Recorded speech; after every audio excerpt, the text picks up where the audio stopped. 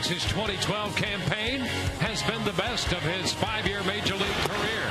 And with 3 starts remaining, he has plenty left to pitch for. Sitting 2 wins shy of 20, a possible Cy Young Award, and hoping to keep the Rays in the American League wildcard hunt. The series finale versus the Red Sox starts now on Sun Sports.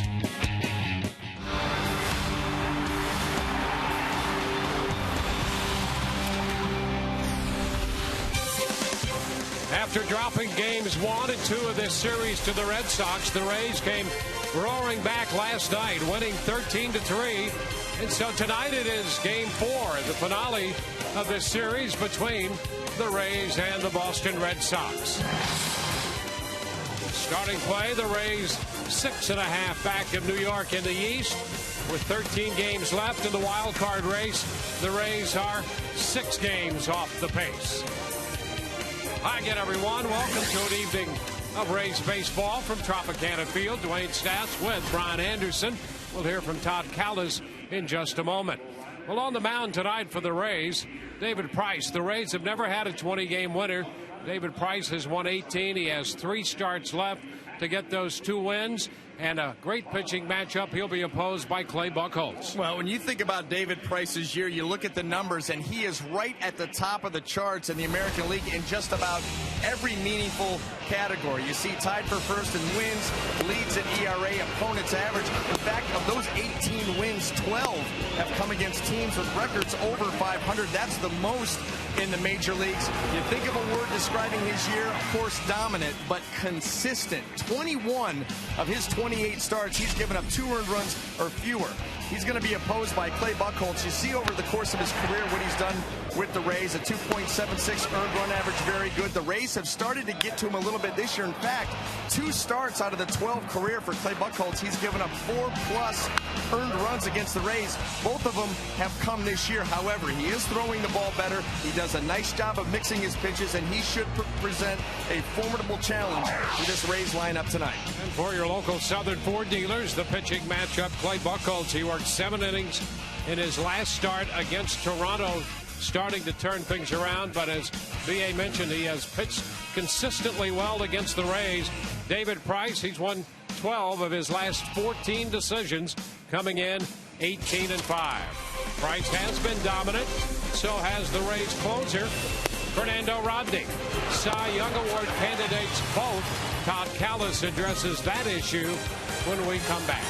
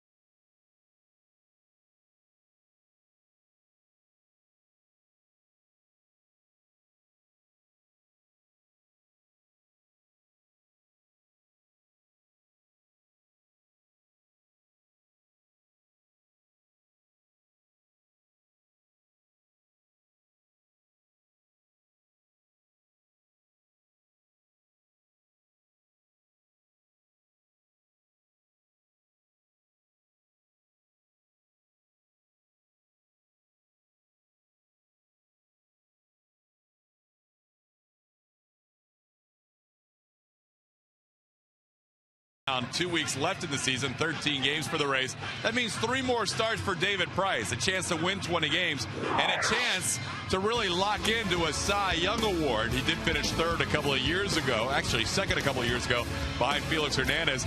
You see his numbers. You see the other starters that are in contention, Chris Sale, Justin Verlander, and also Jared Weaver. The interesting deal is that Fernando Rodney has such an incredible ERA and 43 saves.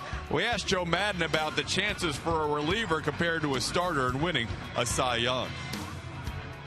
The fact that Fernando's relieving and David's starting, I think, really separates them, just like it separates them in their role on the field. I think they'll be viewed differently because of that. I do believe that being a relief pitcher, Fernando's at a disadvantage. Risk based on the way things are done today, but I still nevertheless believe he's going to be strongly considered within the votes or voting. But I do believe a starting pitcher is going to have an edge over a relief pitcher in today's baseball world. In the last 20 years, since 1992, only one closer has won the Cy Young, and Eric Gagne had 55 saves during that 2003 season. We have 2 minutes and 40 seconds remaining until the first pitch of the final game of this series between the Red Sox and Rays. We'll have all the action next on Sunsport.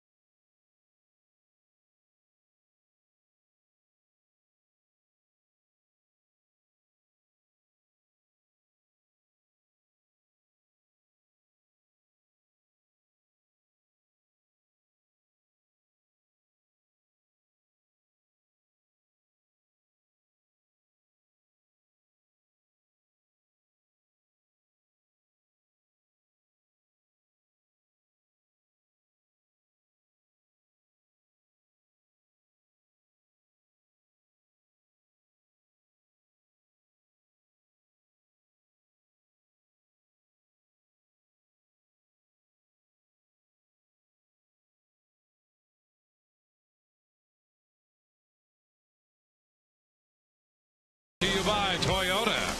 Visit your local Toyota dealer for great deals today. By AT&T, the nation's largest 4G network.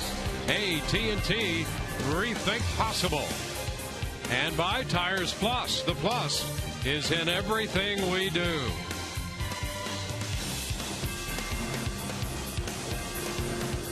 Tonight, the wrap-up game of the series and Star Trek night. The resident Klingon throwing out the first pitch. Saved by Jose Lobaton. Otherwise, he would have gone right to the absorption chamber. How about that?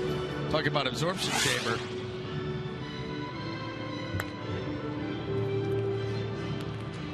Well, going to be one of those nights. Part of the Rays lineup. Now let's go to the Boston Red Sox lineup. Pedro Ciriaco is going to make the start in center field. Spent some time in left, but now in center field, we've seen him mostly in third. Dustin Pedroia, followed by the DH Cody Ross. Ryan Lavarnway will catch. Mauro Gomez at first, and Mike Gaviles down at third. Daniel Nava in right field, followed by Scott Posednik, and then Iglesias is the shortstop. Jose Iglesias bats ninth. Well, taking the mound tonight for the Tampa Bay Rays, left-hander David Price, and no matter how you break down his season, it's been fantastic. Making his 29th start, 18-5 record, tied for the league lead in wins, leads the American League in ERA at 2.54. All the way down the way. Opponent's average 2.24. David attacks early with the fastball, uses it both sides of the plate, cut, curve, occasional change. Let's take a look at the defense. Going to line up behind him in the outfield, left to right. Desmond Jennings, B.J. Upton, and Matt Joyce. Across the infield, third to first, Evan Longoria, Ben Zobrist, Jeff Keppinger, and Carlos Pena. Jose Molina will be behind the plate. Tonight's Rays defense brought to you by Sweet Bay Supermarket with meat so good. Maybe it should be called Meat Bay.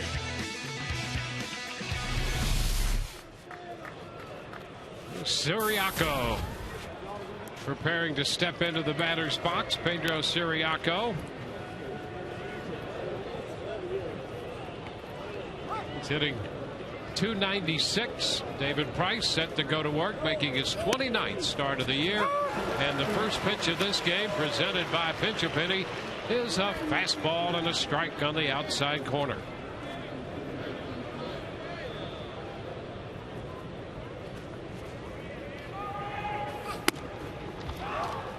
Away. 1 ball and 1 strike. David Price coming off the start last time against the Yankees when he matched up against CC Sabathia and won that game 6-4. Pitch inside. 2-1. He had skipped a start in between and came out of the start against New York feeling just fine. 2-1 the count. Siriaco fouls the fastball back. Saw Bobby Valentine there. We mentioned earlier in the series he was caught by Siriaco's play in spring training, liked him there, and has played him in a number of positions, mostly on the infield at third and short. He has started 1 game at left and now starting tonight in center field. And a popper to the right side. That's Keppinger out from second under it. He makes the catch. 1 away. Now let's take a look at the scouting report on David Price. Brought to you by Coventry Healthcare of Florida. Pre and post All-Star, and look at that, he just continues to get better and better. That ERA going from 2.82 to 2.13. The average continues to plummet. David Price just continues to get it done, and he gets it done against big-time teams. We talked about it a little bit early on. 12 of his 18 wins have come against teams above 500. The pitch to Pedroia is a strike, a fastball away on the corner. Well, you figure when you look at the teams he has faced, he has had the toughest schedule of any of the other contenders for that Cy Young award. So if you want to break it down that way, I mean, his numbers speak for themselves. You're going to get any better than tying for the league lead and wins and leading the majors in earned run average. But he's done that against some very good teams. Well, the stuff translates. He doesn't even worry about who's standing in the box. Obviously, he's got a game plan against these guys, but he knows if I execute my pitch, you can't hit me. That's the mindset that he takes to the mound, and it's worked all season. It's 3-1 now to Pedroia. You know, and the big neutralizer for David Price is the fastball in to the right-handed hitters. He's able to consistently get that ball in there. Doesn't always have to be for strikes, but just get it on that side of the plate really opens things up for him. The bat and the ball through the middle. That's quite a pickup by Keppinger. Throw to first, got him. Nice play by Keppinger, and the scoop over by Pena. Both the bat and the ball wound up going right at David Price. Price in between. The barreled into the bat as it broke and headed to the mound, and the ball on the other side of the hill back of second base, and Keppinger made a whale of a play to get Pedroia. Well, right off the end of the bat, and David, boy, lucky because he actually turned his back as that barrel came flipping out at him. Didn't really see him. Watch him look away. That jump, boy, that can be very, very dangerous. The play by Keppinger, outstanding. Well, you just wonder how long this is before someone gets really hurt. I mean, that is sharp, sliced. Cody Ross. It's a strike down around the knees at 97.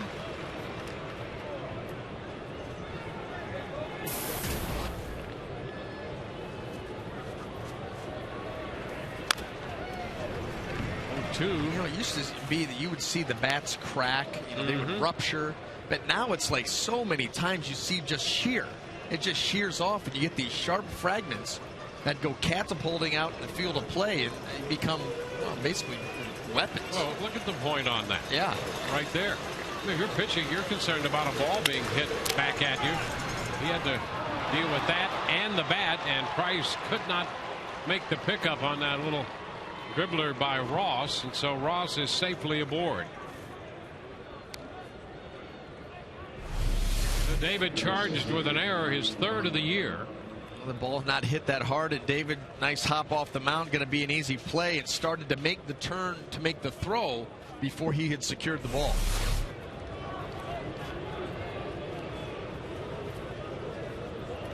Brian Lavardway, the catcher, has been at 34 games for the Red Sox, hitting 165. Starting catcher in the International League on their All-Star game. Pitch is a strike.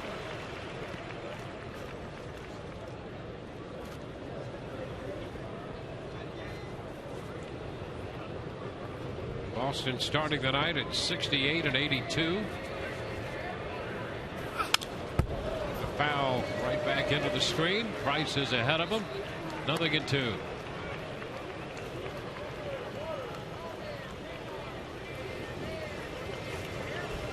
David Price, Murfreesboro, Tennessee. He went to Vanderbilt. The 0-2. And strike three called on the inside part of the plate. Pitch in, gets Lavardway looking. Rays coming in to hit, no score.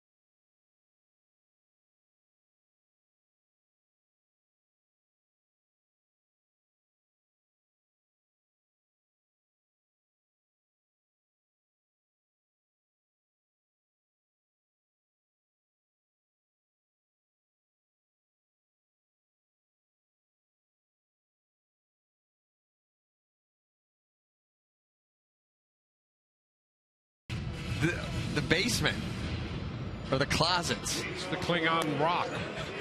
With the camera. With the camera. Look at him. Well, here we go. Starting lineup for the Rays tonight. That was quite a lineup right there. Desmond Jennings leads it off, followed by B.J. Upton, and then Ben Zobrist, Evan Longoria, Matt Joyce, and Jeff Keppinger. Luke Scott, the DH. Joe Madden hoping that Scott will beam one up tonight. Carlos Pena hits eighth, and then Jose Molina behind the plate, ninth. Taking the mound tonight for the Boston Red Sox, right-hander Clay Buchholz, 27th start of the season, 11-6 record, 174 2/3 innings of work.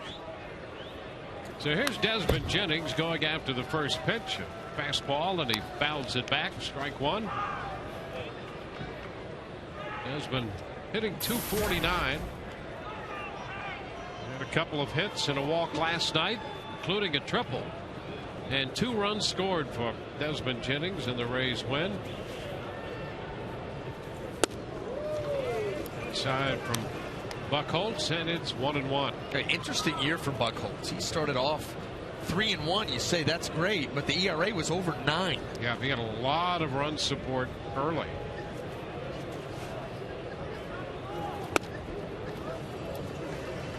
Two balls and a strike. He's thrown the ball much better since then. As far as numbers go, run support obviously has come down.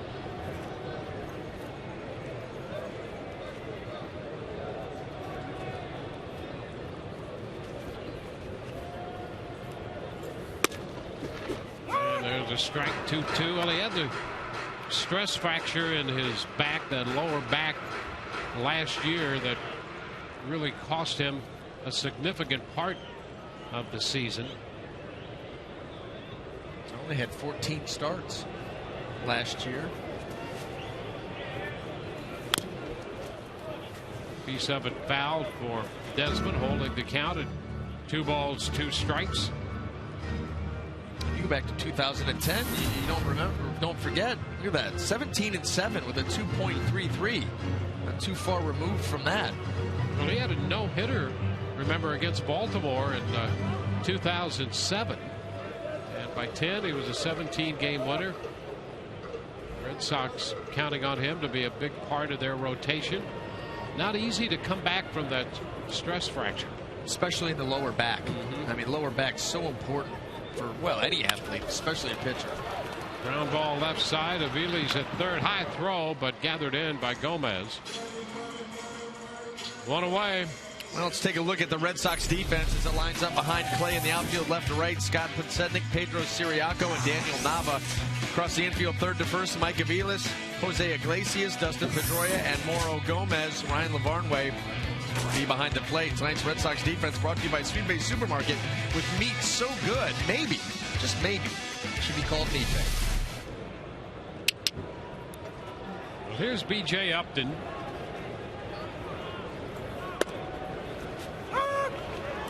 Pitch, a called strike.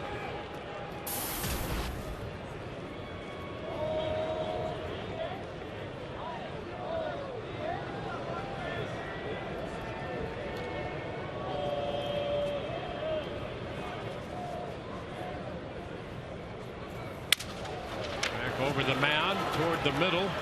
Iglesias is there and makes the play easily as Upton broke that bat.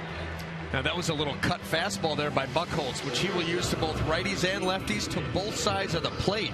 It's not a big cutter, very small, but what it does is on this pitch it gets the job done. Instead of getting to the barrel, watch that ball cut right to the end of the bat, which is what you want out of a cutter. Poor contact, and he gets the weak ground ball. David Price, on the other hand, he will use his cutter as a put-away pitch. He'll go for the strikeout with that pitch, where Buchholz here is looking for poor contact. Ben Zobrist. Ben's had a tough time against Buchholz throughout his career, and he looks at a strike to start it. Ben 3 out of 26 lifetime against Buchholz.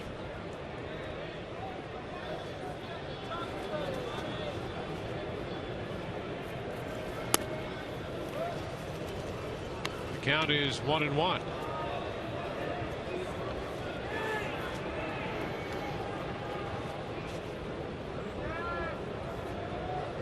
Ben leads the team and runs batted in. He's now in the top 10 in on-base percentage in the American League. Down to first. Gomez will make the play unassisted. So 3 ground ball outs. Not uncommon against Buchholz these days. On to the second. No score.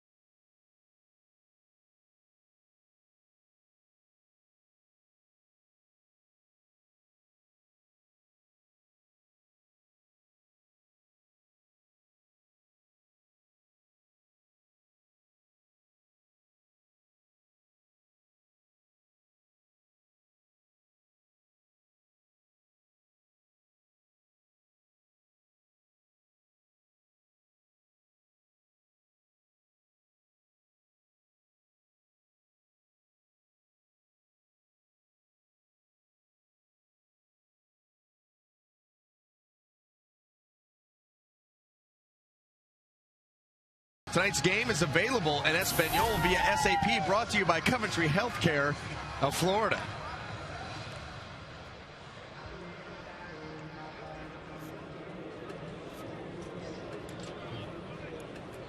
On to the second inning. Mauro Gomez, who's playing first base tonight, will lead off against the Rays lefty David Price. Gomez in 29 games for the Red Sox has hit .299. And the fastball missed a bit away.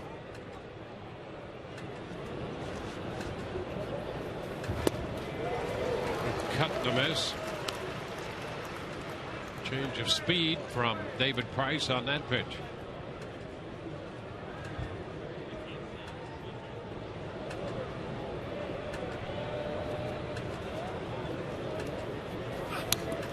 This one off Molina's mitt on a pitch away and to the backstop.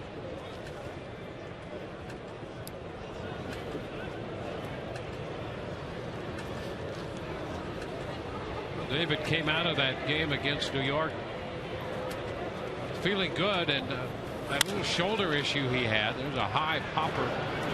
Keppinger's after it.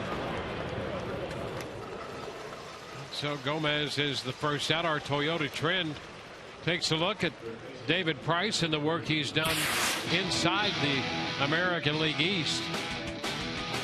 Well, all the way down, 9-2, 2.46, just keeping in line with what David has done pretty much to everybody all season long. He's got that ability to block out the opponent's uniform, who's standing in the box, and just worry about executing his pitches. A strike to Aviles. Also doesn't mind pitching in big games on the big stage.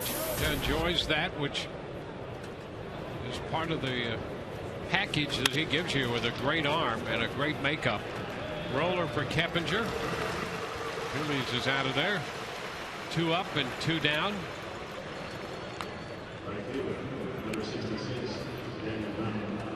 Well, there they are, the 2 campaign managers.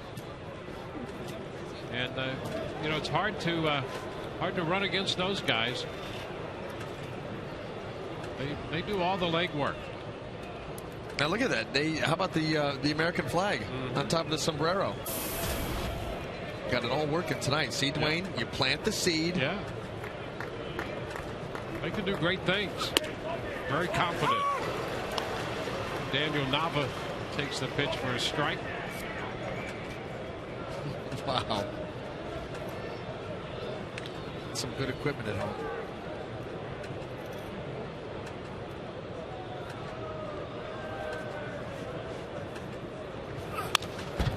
And a foul back. Nava hitting from the right side here, switch hitting outfielder. 172 is a right-handed hitter. Overall 242. He had to hurry it up there, that swing on that last pitch from David Price. A lot of hitters find themselves in that situation with Price, who consistently keeps his velocity deep into games.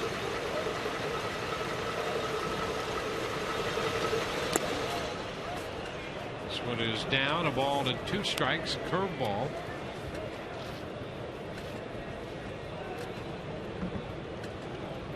David has really developed a full arsenal of pitches, and depending on which secondary pitch might be the most effective on a given night, that's the one we'll see more of.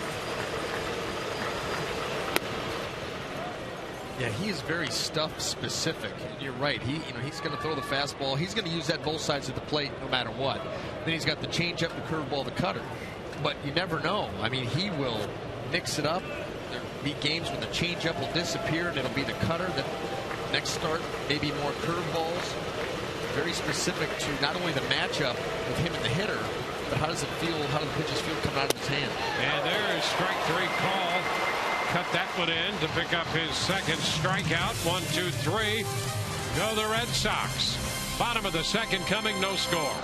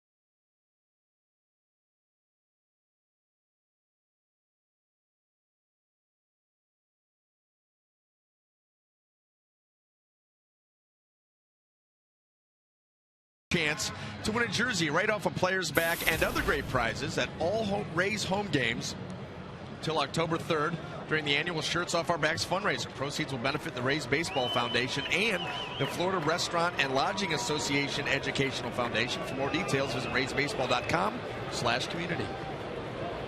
Evan Longoria takes the first pitch. A little bit high and off the plate. Bottom of the second inning is underway. Evan starting the night at 277. 5 out of 24 against Buchholz. Buchholz drops that pitch in there. Strike call off speed. 3 ground balls against Buchholz in the first. His ground ball percentage consistently increasing from year to year when he's healthy. 2 balls and a strike. Been a big double play, ground ball double play pitcher this year. Interesting thing is that Price has a higher ground ball percentage than Buchholz. Fly ball, center field. Siriaco cutting to his left, and now that ball in between Siriaco and Nava, and into second base goes Longoria. There was a little bit of an arc towards Siriaco's route, and then a communication mix-up between Siriaco and Nava. Lack of experience out there. Siriaco in center field, primarily an infielder, has gotten some time in the outfield, but out in center field, you're kind of leading the charge. And as he gets over there, Nava's going to be looking to him to be making the call. Miscommunication, and this ball falls in. That cannot happen. Yeah, Siriaco pulling away, and as the center fielder, he's got to take charge. He is making his first start out there. He'd made 1 start in left field. And as a result of that indecision, the Rays now have Longoria at second base with a 2-base hit. And here's Matt Joyce. Matt, 249 on the year. Same lineup for the Rays tonight, with the exception of Joyce and Scott being flip-flop in the lineup, because Joyce is 5 of 12 with 3 walks against Buchholz.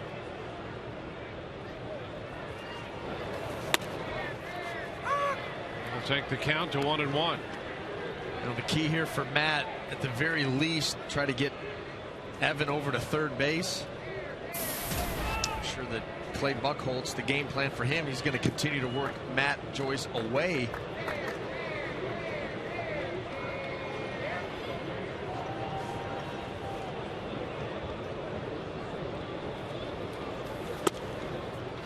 Pitch comes in a bit. It's 2 balls and a strike. Well, he realizes Matt Joyce likes the ball middle of the plate in, especially in the count, even early in the count. So that's where that cutter may come into play. You just saw it right there. He's going to be very careful with that pitch, though, because if you miss with that one, Matt Joyce will lose it for you. Ground ball to the left side, a little number. Viles makes the play, and holding it second, Longoria. So Buchholz prevents Joyce from moving the runner over from second to third. Tonight's game and all season long, Tires Plus will donate $100 to the Pediatric Cancer Foundation for every Tampa Bay Rays home run televised on Sun Sports.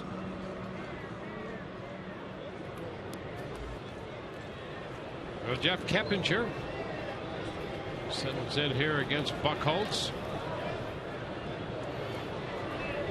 Rays with the first scoring opportunity of the game. Keppinger at .322 average.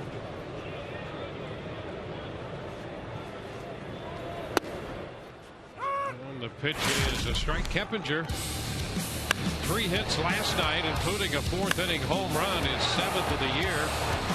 That opened the 4th inning when the Rays scored 3.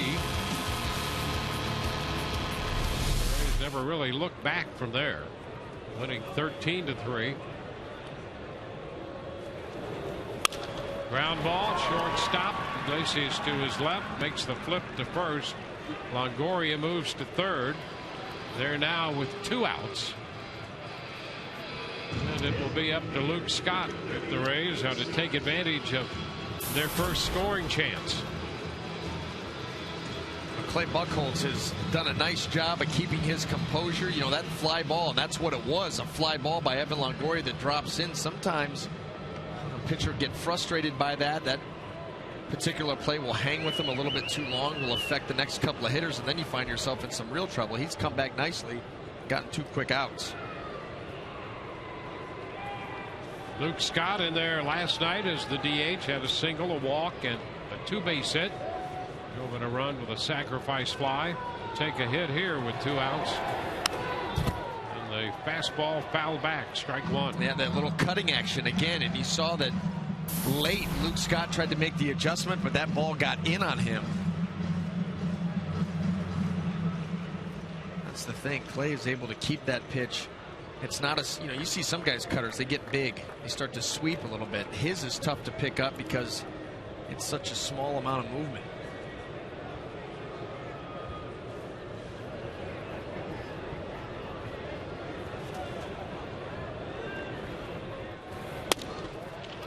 Takes a pitch away.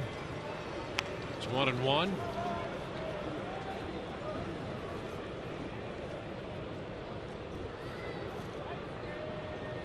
Rays 10th in the league in runs scored.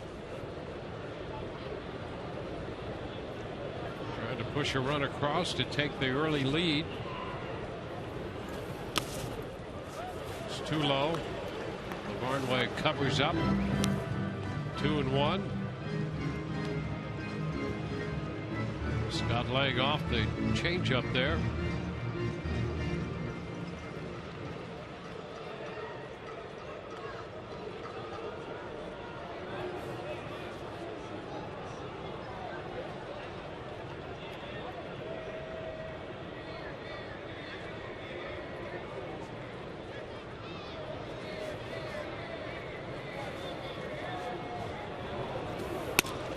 And now 3 balls and a strike. Buchholz coming off a 7-inning stint against Toronto. In Toronto, his last time out. No decision in a 3-2 win. Interestingly enough, it was Siriaco who drove in the winning run for Boston in that game with a double in the 9th.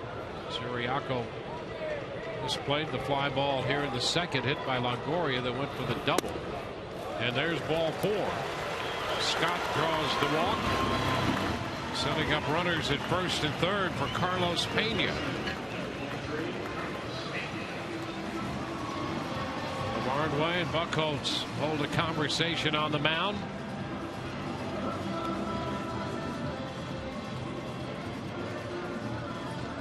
Pena hit a 2-run home run last night. 3 walks, including one with the bases loaded. His home run came in the 4th inning with Joyce aboard. He connected Daisuke Matsuzaka. Capped the 3-run inning and gave the Rays a 5-3 lead at that point. High toss to first by Buchholz.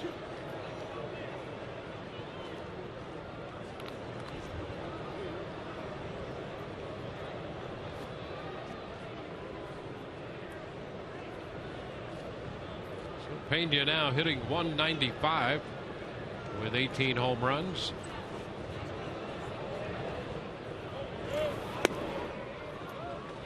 That pitch is low. 1 ball, no strikes. Well, place your reservations for 2013 season tickets. Establish seniority today and be in line for priority upgrades and exclusive benefits, including the opportunity to purchase 2012 postseason ticket packages.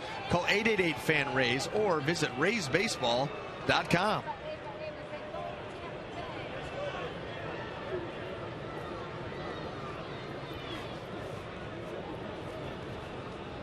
One-0 pitch. That's a strike, and it's 1-1.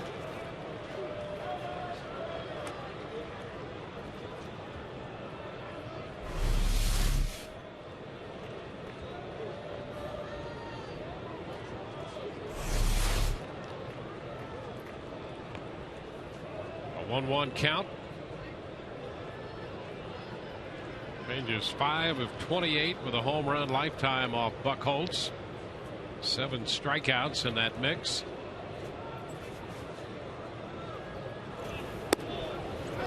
He drops one in there for strike 2 call. A breaking ball.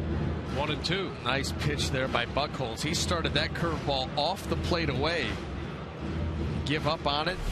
Nice break around the outside corner. Well, that's nice.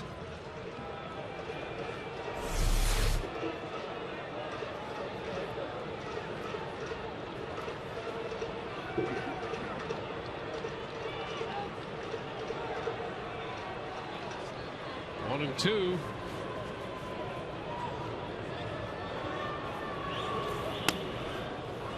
It's low.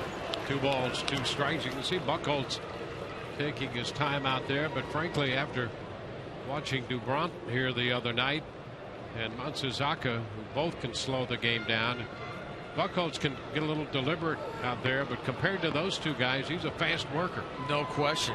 I mean, that's just a tough way for me, a tough way to pitch. I don't think you're doing yourself any favors. I know that, you talk to position players, they like guys who've got a quick rhythm. It keeps them involved in the game. They're on the balls of their feet, ready to make a play for you.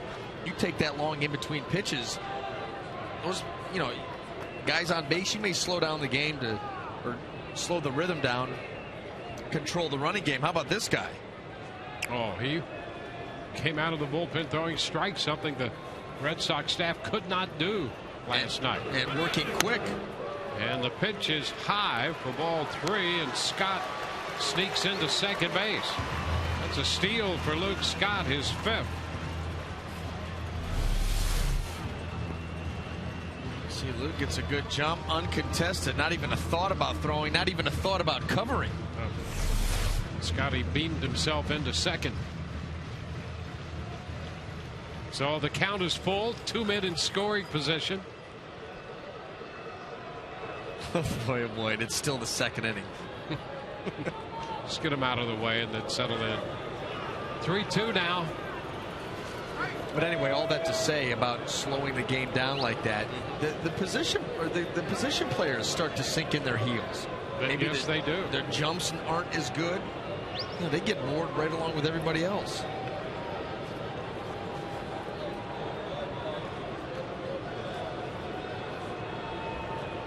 So 2 men in scoring position. Buchholz taking his time, and Pena always takes a lot of time.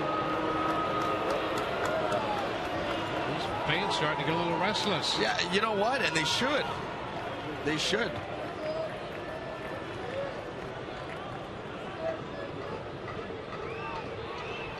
And now Buchholz calls LaVarnway out to talk.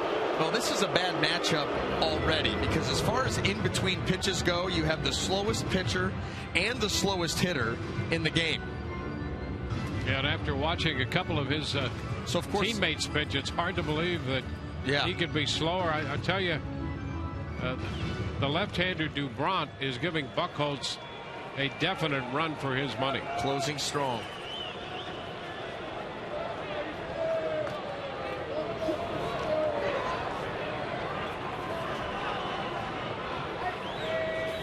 And a cut to miss. Pena strikes out, missed the fastball. 2 men left in scoring position. We go to the 3rd. No score.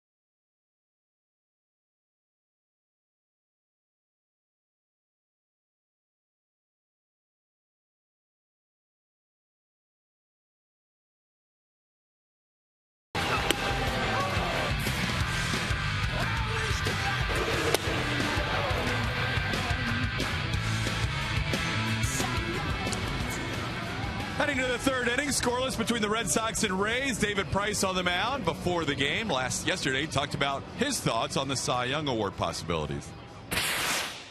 I don't know of everybody's numbers. I'm not too sure of my numbers. I see them every time or every now and then on the Jumbotron and stuff like that at different fields. But I don't get on MLB and search stats and do stuff like that. So, there's a lot of guys that have thrown the ball extremely well this year in the AL. So, I know there's a couple good candidates, and hopefully I'm one of those guys.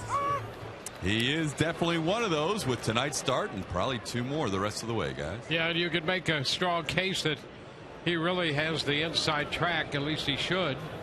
One strike to count to Pasetnik. A little tapper third, and a nice pickup and throw there by Evan Longoria. That's the first out here in the third inning on a good play by the Rays' third baseman. Well, here's the breakout as it would appear in that Cy Young Award, and quality obviously right across the board there. But I think you have to give the nod to David Price. Well, you know what I like? I like the fact that he's tied for the league lead in wins. He has the lowest ERA. And you know what else? 12 of the 18 against teams over 500, most in the big leagues. That's the stat that I really like. Beating quality. Iglesias has a base hit up the middle. Swinging at the first pitch. He got a fastball, just put it into play and sent it right back into center field. Yeah, because you can't construct an argument that consistently he has faced the toughest hitters if you grade them out and put together their numbers. And so if that's been his workload and those are his numbers against that tough workload, well, you would think that logic would lead you to the point of deducing that he would be the Cy Young Award winner. Top of the order, Siriaco fouls one back. That's a strike.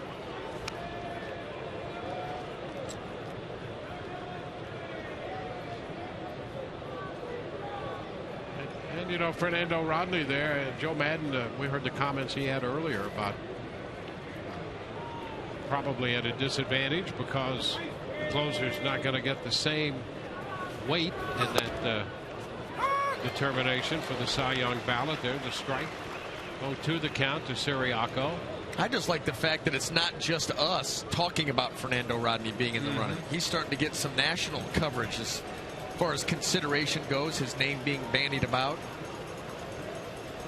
Yeah, here on Star Trek night, we're trying to avoid flagrant emotionalism in determining the leading candidates for the Cy Young Award. A little tap to the right side, foul. So the count is still 2 strikes.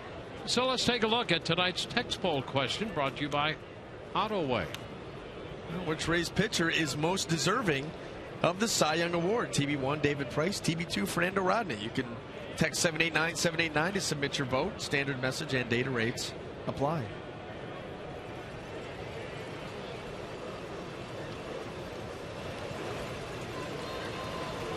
An empty chair supports Rodney.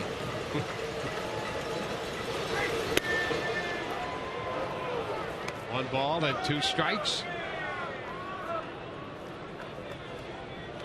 And the right campaign managers, that vote counts. Maybe you should go down there and have a talk with it.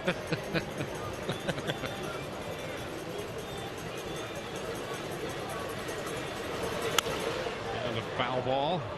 So the count is still 1-2. We saw our friends Chris and Bart down there, and they are not 2 empty hats by any means. No. They have it going on. They do. They do. And they've really upped the ante tonight. Yep.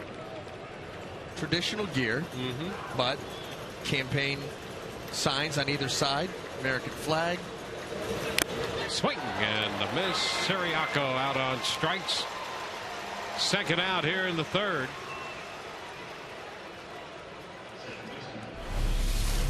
And David Price just overpowers him here, and you can see that David, as that ball on his way back to him, turned walking back to the mound, was not happy with himself because he did not get it to the prescribed location. He wanted that ball in. It ended up and away. Did get the strikeout, but upset with himself because he didn't execute the pitch. That's a sign of someone who wants to be excellent, not just okay with the result. Pedroia fouls it back, a fastball, and he upped the ante a little bit there. 97 on the first pitch into Dustin Pedroia. And how about the first pitch strikes tonight? It's now 10 of 11. So he's serious tonight, as he is most nights when he heads out there. You could just say every night.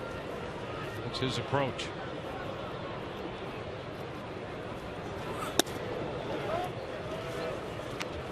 One and one.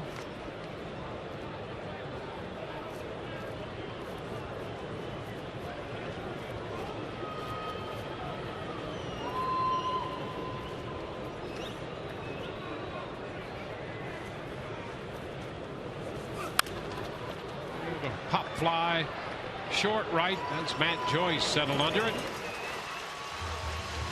Base hit, the man left. Bottom of the third coming. No score.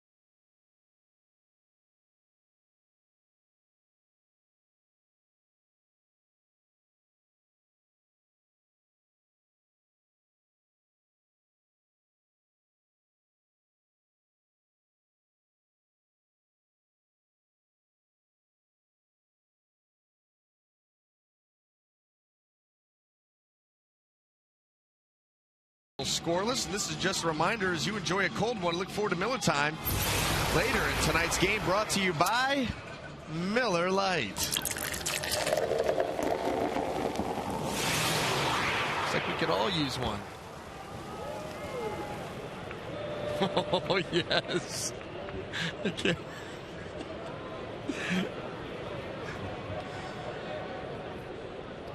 It wouldn't surprise you that he had a split finger pitch to throw out the first pitch. No, the Vulcan grip. Yeah, there you go. Cut the miss by Jose Molina. One strike.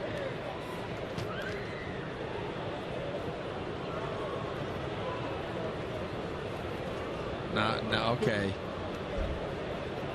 How is that allowed in the stadium? It's a good question. There's a foul ball back. 0-2. I mean, Todd Callis isn't going to have one of those. No, they wouldn't let me in with mine. No. So.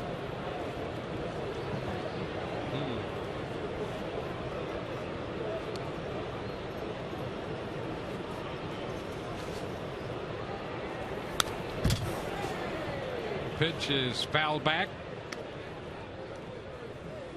Yeah, Raymond, however, was ready to take on the Klingon there. Yeah, almost knocked his forehead clean off. Seems to have recovered, but his attitude was still evident in the stands.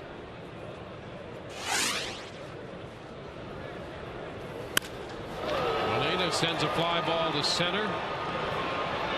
Siriaco right there and makes the catch. That's the first out.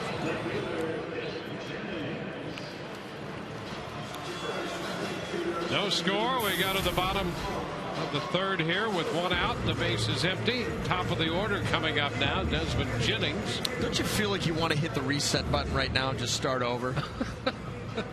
Because I do. Oh, do you just want to relive what we've gone through? I want to go back to the beginning of the ball game and start over. And how would you change it? There's a strike to Desmond Jennings. I'm all for nonsense. Yep. But I would cut out all the nonsense. You would? I would. Yep. No Star Trek? I would cut out all the nonsense. 1 ball, 1 strike.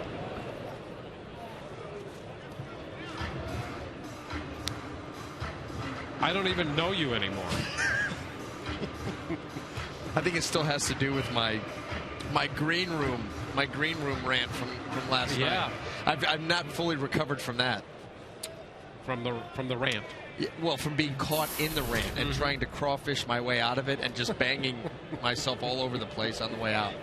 Couldn't even get out smooth.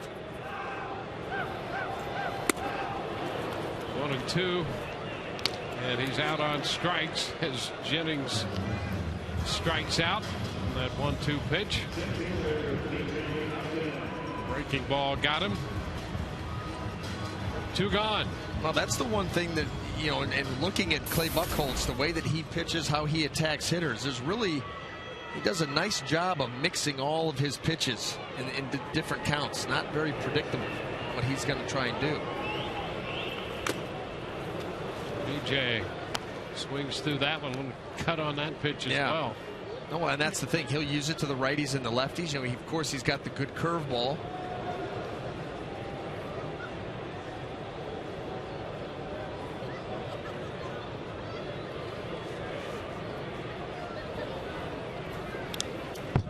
One ball, 1 strike. Well, the Rays and the Red Sox, no score. Bottom of the third. Wrapping up the 4-game series with Bobby Valentine's club. Rays have 2 games left with the Red Sox next week at Fenway.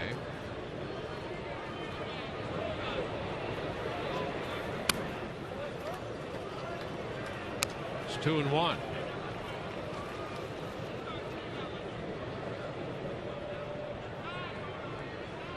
Rays last night in double figures in both hits and in walks drawn off this Boston pitching staff. There's a high fly ball. Center field. Siriaco has trouble. He lost it, and it falls in front of him again. And Upton winds up at second. Well, Siriaco lost that one in the room and had it fall in front of him. So he's had a little trouble here in center field, making his first start out there in center. Made 1 start in left, and it's been an unnerving experience for Siriaco in center. No question. 2 routine fly balls that you just watched drop onto the turf.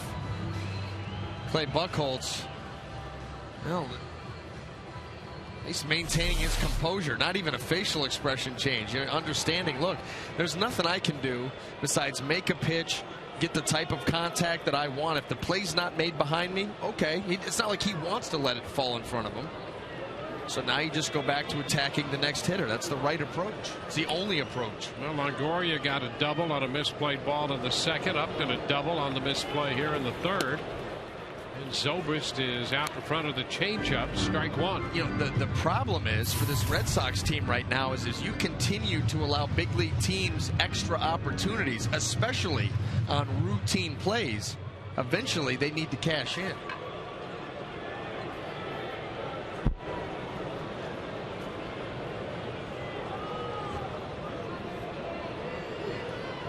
And grounded out to first in the first.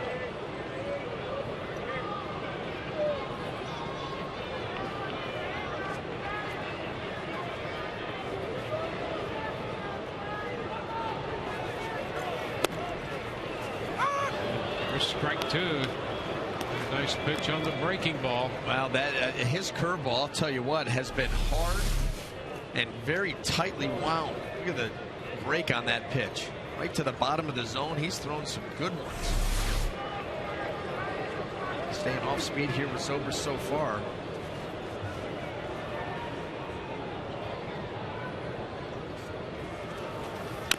And Benton fouls that one down off his foot.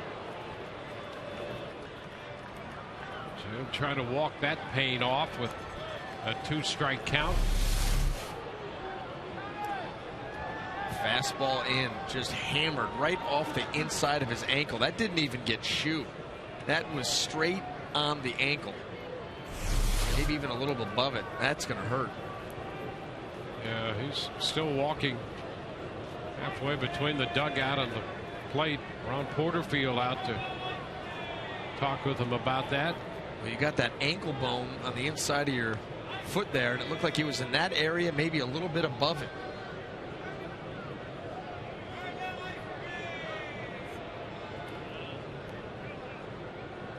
Zobrist taking his time, and he's going to head back to the batter's box now. Well, it'll be interesting to see here.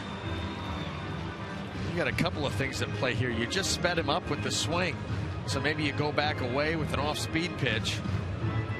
A lot of times you see a hitter like that hammer the ball off himself. He might come right back in there. You don't want to do it again.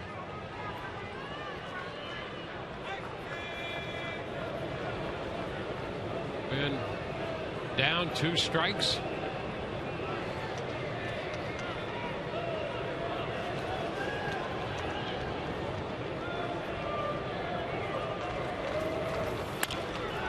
It's popped up.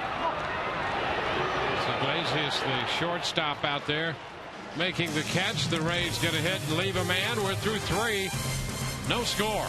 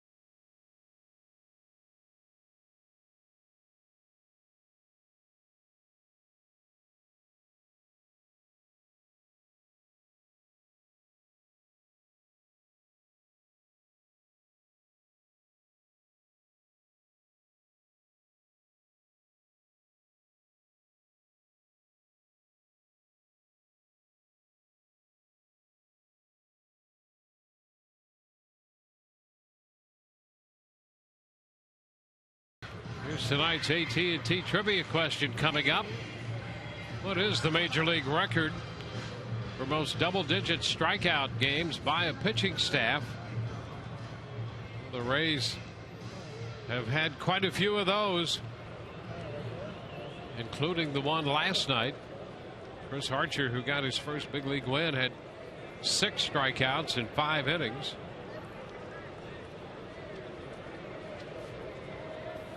Cody Ross goes after the first pitch, fouls it out of play.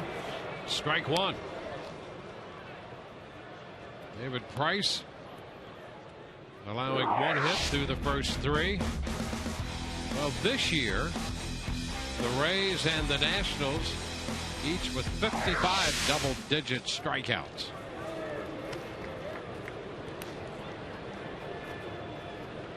One to count on Ross.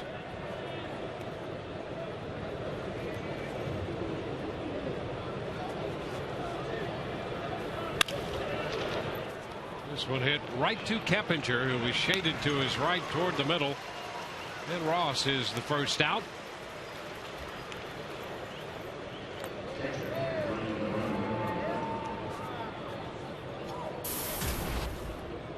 Ryan Lavarnway.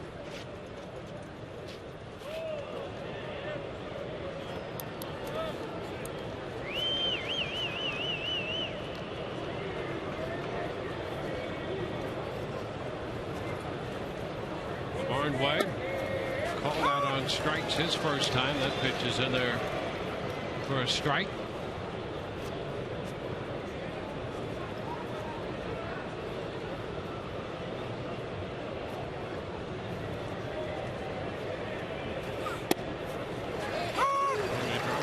Ball over. 2 quick strikes. 2 to Lavarnway.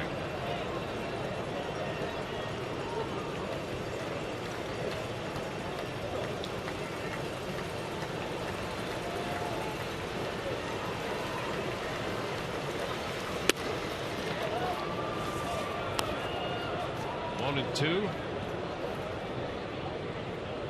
Ross reached on an error in the first. Iglesias got a base hit in the third. Those have been the 2 base runners for Boston so far.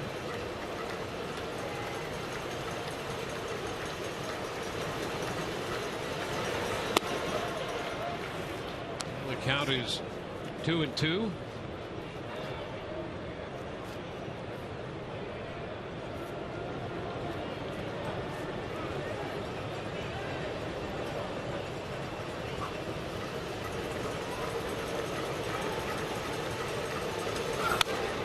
Foul ball. Back into the screen. Holds the count right there. Toronto has a 2-1 lead on the Yankees, with New York batting in the bottom of the third inning of that game.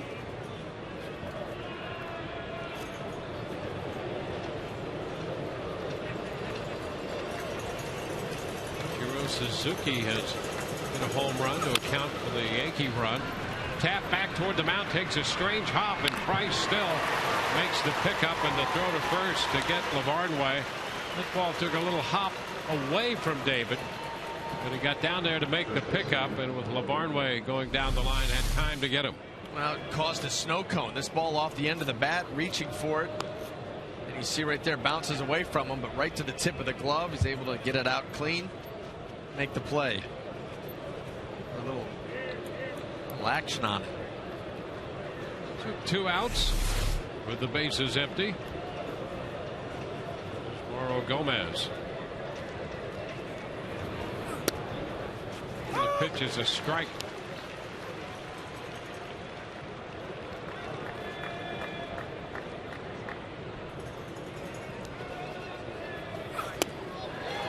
Two, as you can see, Price continues to pound that strike zone. A lot of first pitch strikes tonight. Staying off speed with Gomez, who never gets off the fastball. And just a little piece of that one to stay alive. Hit the dirt. So that curveball, and he just got enough to hang in there.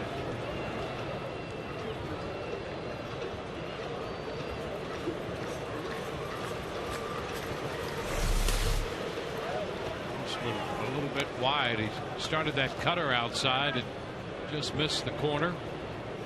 So it's 1-2.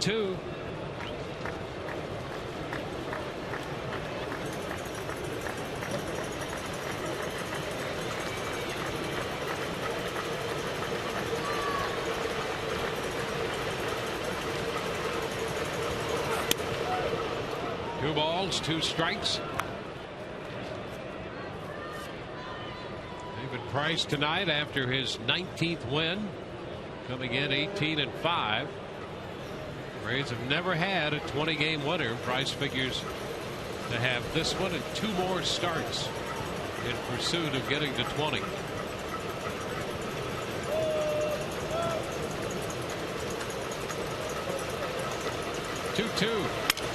Broken bat and a foul ball up the right side. Again, the bat exploded, and this time the barrel end winds up out towards shortstop. We've had a couple of those incidents tonight. Gomez will work over a new bat. The base is empty and 2 outs.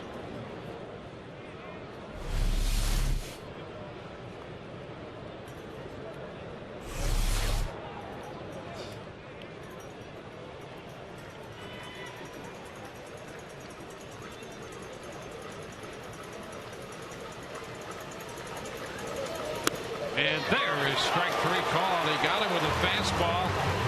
Powered it up there at 98. Bottom of the 4th coming, no score.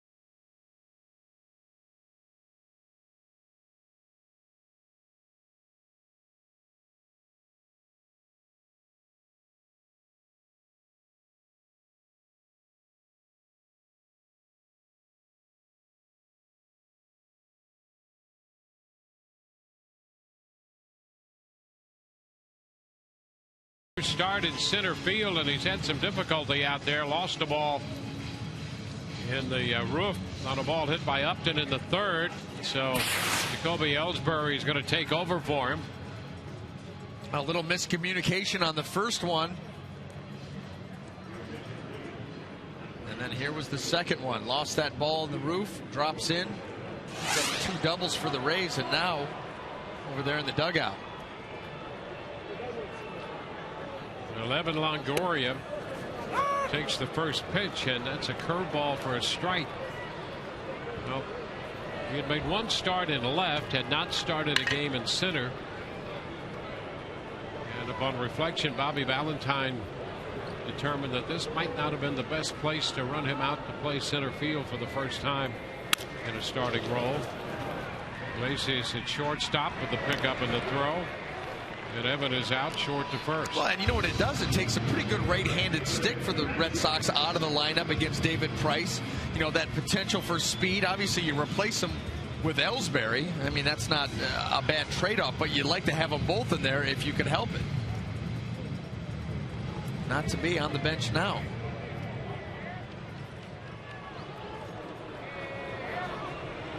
Well, there's Jacoby Ellsbury out there in center.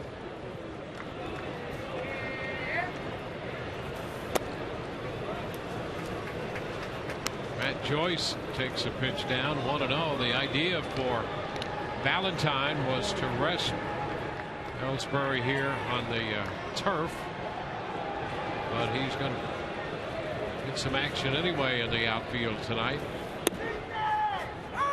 That's a strike, and the count is 1-1. Well, the interesting thing about that with Ellsbury is that he'd had some pretty good numbers, 6 out of 20 lifetime against Price with a home run.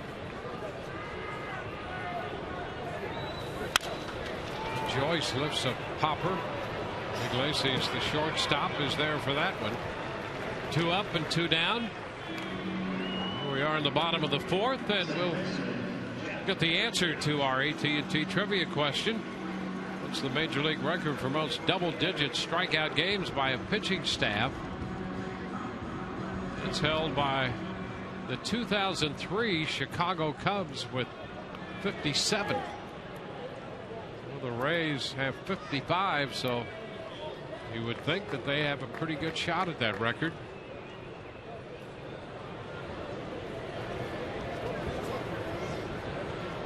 Keppinger, little popper into shallow left. Iglesias got a good jump from short and gets out there to make the catch on that one. We're through 4, still scoreless.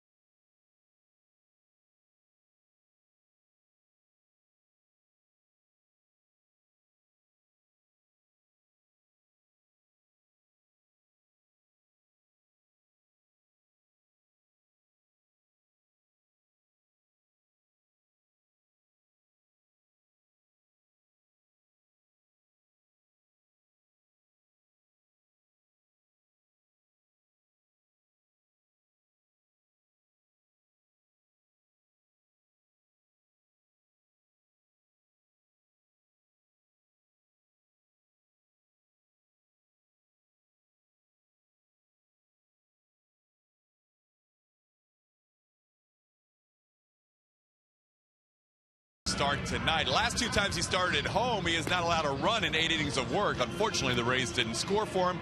Those are some of the trials and tribulations in trying to win 20 games.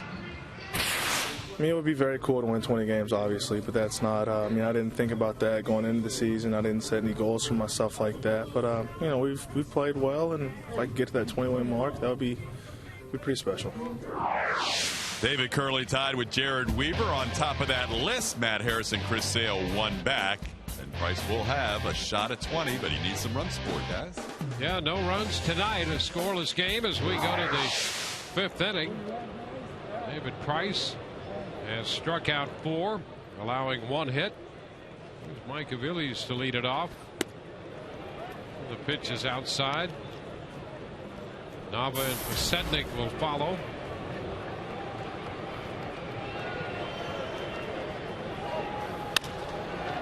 Fouled out of play. Take the count to 1-1. Rays after their 80th win of the year tonight, coming in 79-70. And a base hit, 1 hop to right in front of Joyce. Aviles is aboard.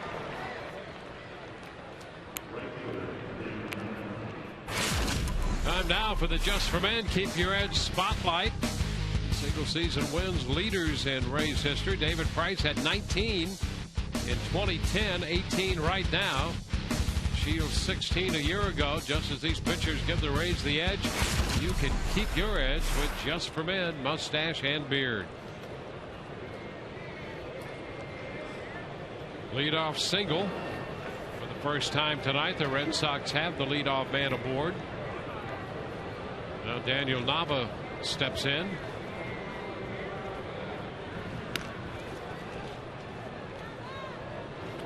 Mike Aviles with that base hit to right field. That was a good piece of hitting because that pitch by David Price was a good one.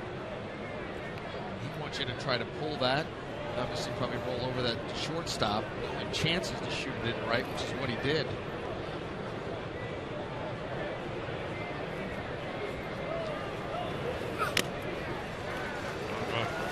Missed the fastball. Late right there on a 96.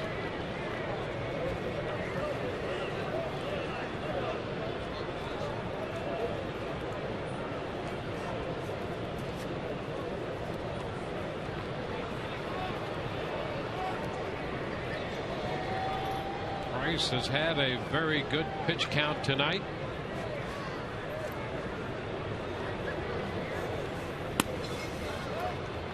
Goes 1-1 with Nava.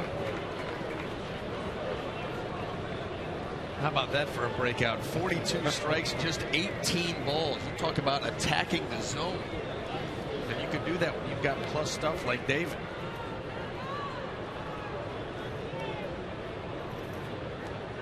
You immediately put the hitter on the defensive. Did he go? Yes, he did on the appeal. Tim McClellan down at first, comes up with that right arm, and that advances the count to 1-2. A lot of movement with the top end of that bat. You see right there, close, but across the line.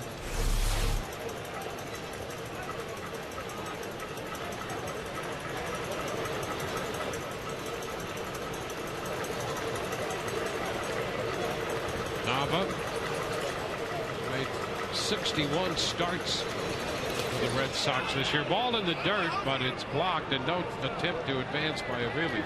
Aviles did not have a very good secondary lead. Not a very good secondary lead, and was flat-footed. No anticipation. So is this ball an opportunity here? If read correctly, you could have definitely tried to move up there. See, he's actually going back. No secondary to speak of, and flat-footed. Not how you want to do it.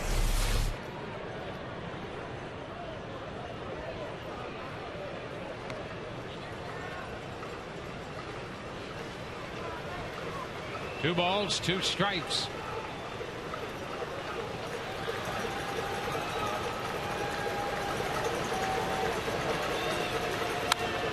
And a foul back.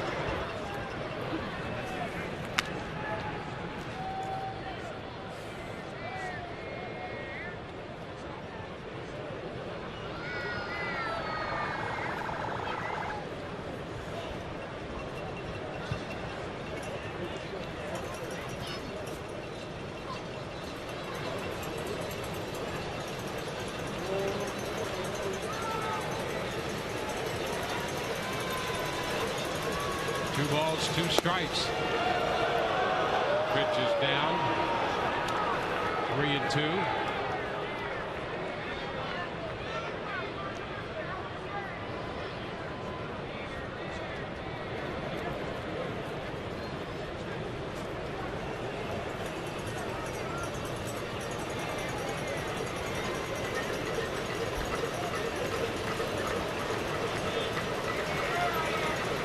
Three balls, two strikes.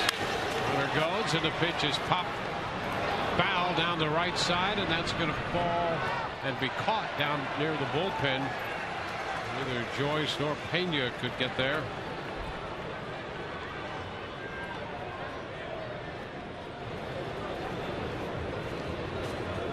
So Price will have to make another 3-2 pitch to Nava.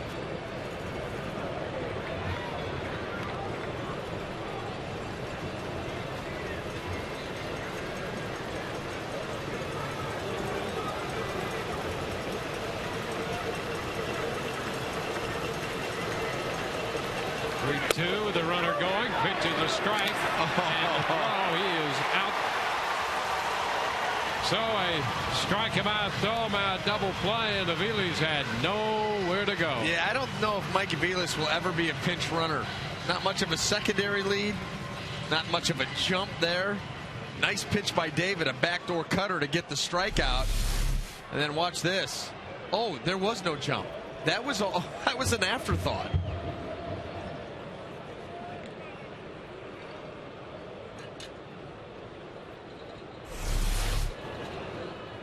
So the bases are empty. The first pitch to Besetnik gets by Molina, and Marvin Hudson very grateful that he's still okay. Yeah, that's where you want to say, hey, listen, shore it up, make the catch. Got a lot at stake here.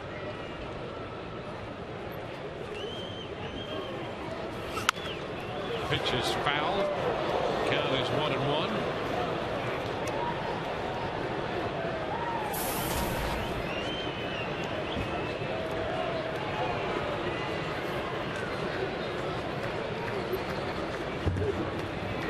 1-1. The chopper to the right side. Keppinger makes the pickup and the throw. Pasednik is out. Nobody left after the leadoff hit. Bottom of the 5th coming scoreless.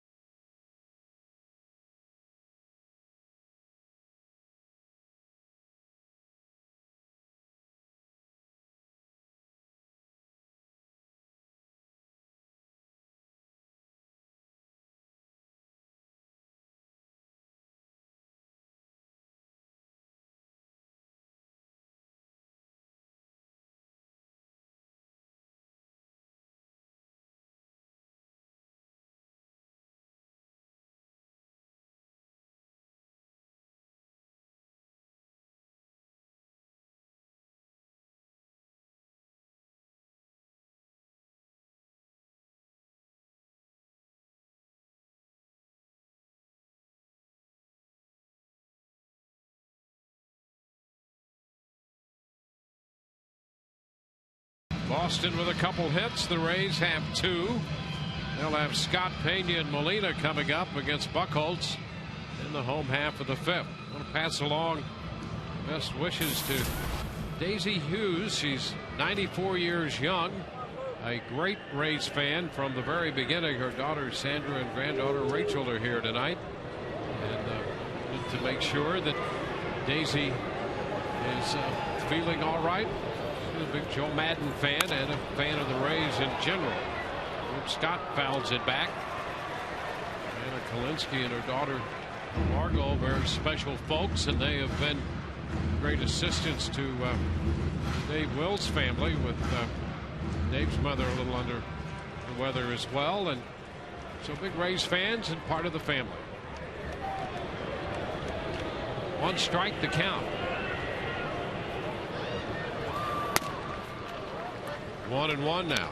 Pena next, then Molina. Buchholz has been on his game. Well, he's done a nice job with the fastball, getting late movement away from the left-handed hitters and using the cutter to his advantage. Some sharp curveballs also. Liner into center field. Ellsbury right there for this one. And Luke is out, number 1.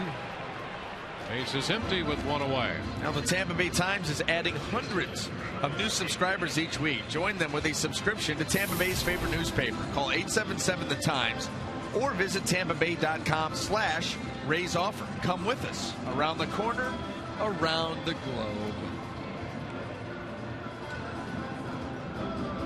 It's Carlos Pena. Carlos, 1 of 2 strikeouts recorded by Buchholz in the game.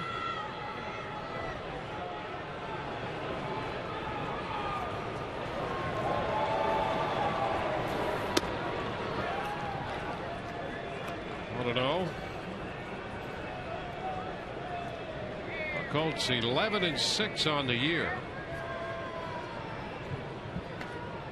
5-3 on the road. His earned run average went a little better on the road than at Fenway Park, which is not altogether surprising, given the fact that most hitters love to hit in that park.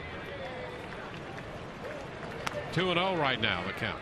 Well, this week on Fox Saturday Baseball, the playoff push continues as Joe Mauer and the Twins look to pay spoiler when they square off against the Miguel Cabrera and the Tigers, who are chasing the American League Central Championship. Fox Saturday Baseball presented by MasterCard.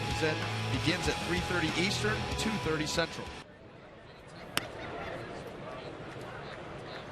And Pena takes ball 3 outside.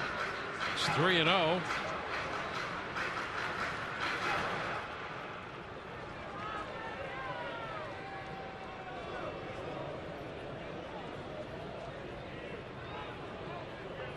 Oakland beat the Tigers today 12-4.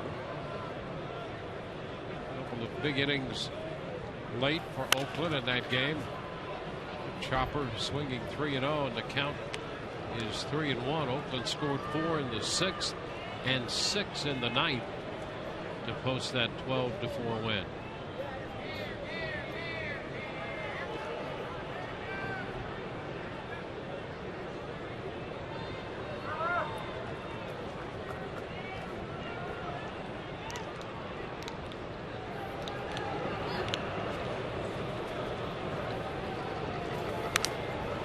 Count is full.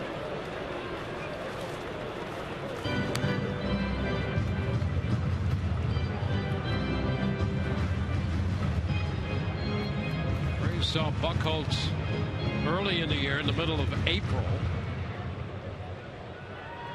and he wanted decision pitching 7 innings, giving up 5 runs to the Rays, but won 13-5 in that. Rays saw him about a month later in the middle of May and beat him 2-1. Here's ball 4. Pena draws a 1-out walk. He pitched against the Rays at the end of May. The Rays won that game 4-3, but he did not figure in the decision. Then they beat him 5-3 on the 14th of July.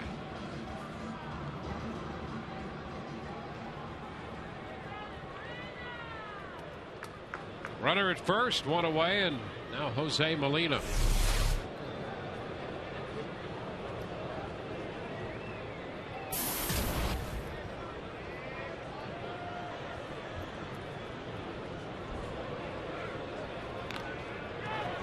Toss to first, and Molina's back in, or rather Pena's back in. Molina's out of the batter's box.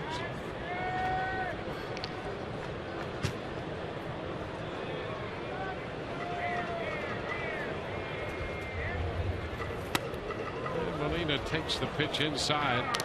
1 ball, no strikes.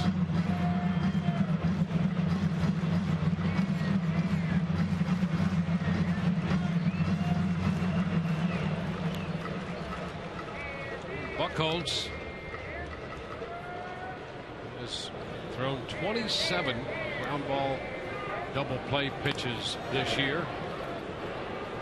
It's the highest in his career. His ground ball percentage a little over 60%. Interesting, last night Molina was up there against Matsuzaka, who hadn't thrown 1, and Molina grounded into a double play.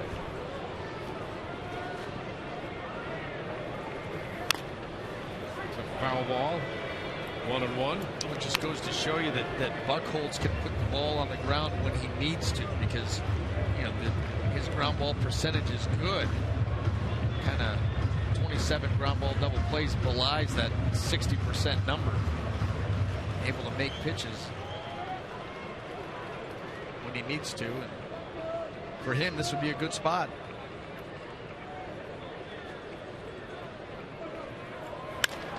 Fly ball, center field. Ellsbury backtracking this one, and he's got it. Pena down at second, retreats to first. So he'll still be over there at first base with 2 outs. And the Rays will swing around to the top of the batting order, Desmond Jennings.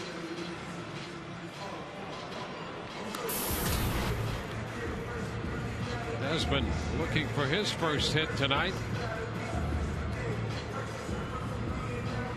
Grounded out to third his first time, struck out. Buchholz struck him out on a curveball in the 3rd inning.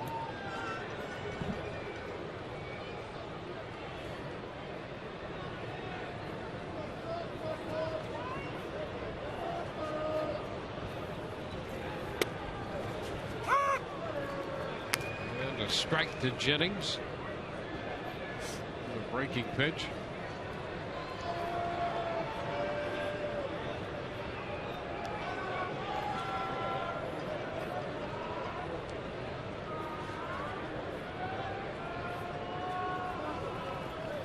Ground ball. That's a foul ball. Boy, just foul. Ted Barrett on the call down there as Jennings just barely missed an extra base hit. Take a look. Just to have gotten the call right. Got Right on the line with a great perspective and view.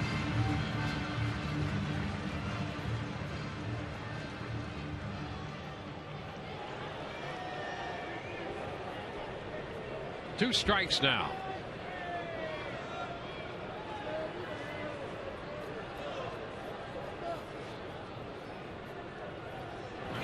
Goes the runner, and the pitch lined into left. That's going to fall for a base hit.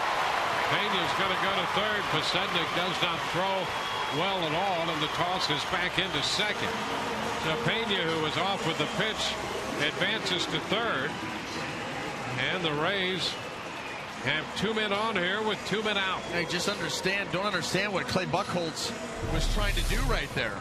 An 0-2 fastball right down the middle. Trying to come in.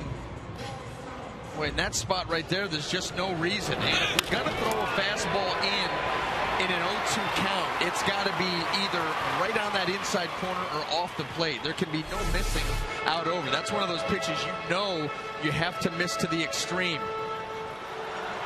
He did not, and it cost him. The Rays have a chance here now, first and third.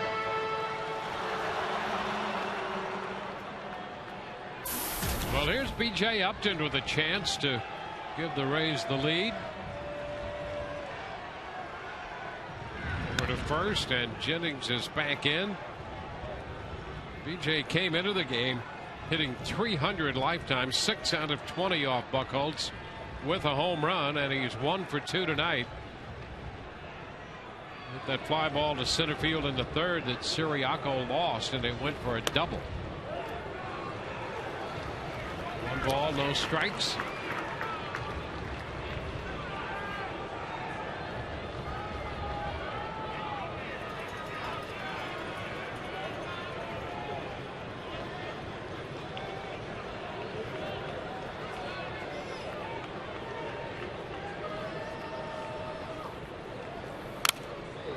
Ball.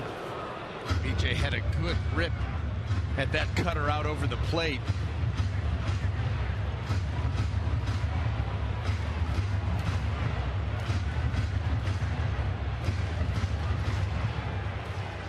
The Rays have been afforded a couple extra opportunities in this game so far, have not been able to cash in, and now once again take advantage of a bad pitch by Buchholz to Jennings. The 1-1. BJ fouls it, puts him down in the count.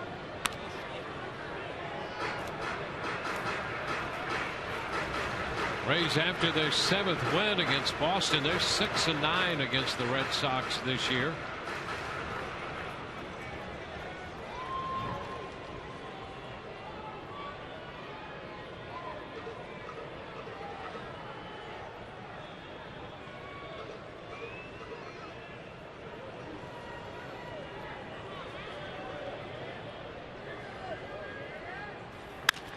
BJ hits a fly ball to right. Nava ranging to his left, makes the catch. No runs, a hit, a walk, and 2 left. We go to the 6th. Scoreless.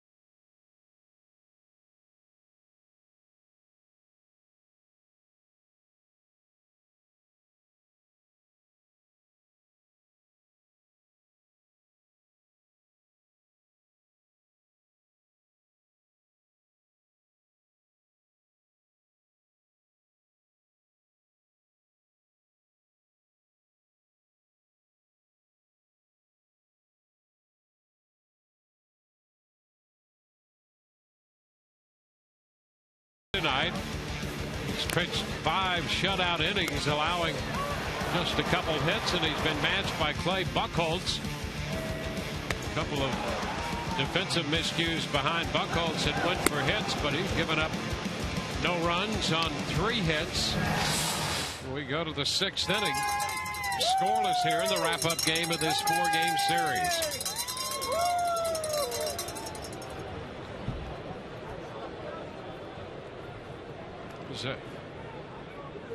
Jose Iglesias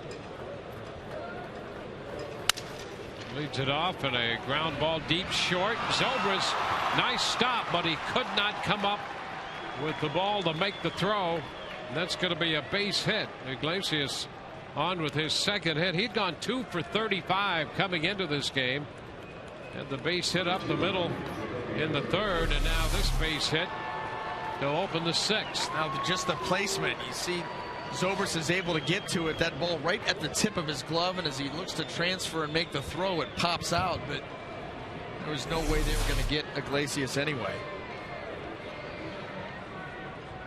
Well, runner at first, now the top of the order. And it's going to be Ellsbury up for the first time since taking over in center field for Siriaco. And the first pitch is a strike. David Price, 7-2 at home with a 166. How about this? His last 4 home starts, 28 consecutive shutout innings. The Rays, no runs scored in the last 21 innings in support of him. Count is 1-1. May already be up at in this 20. Scoreless tonight. No scored through 5.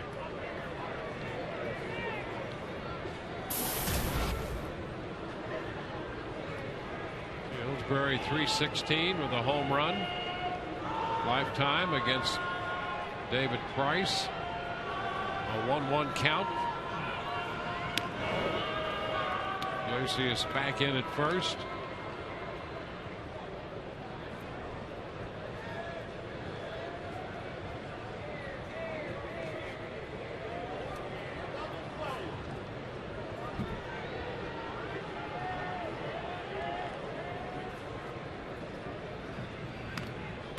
And back to first.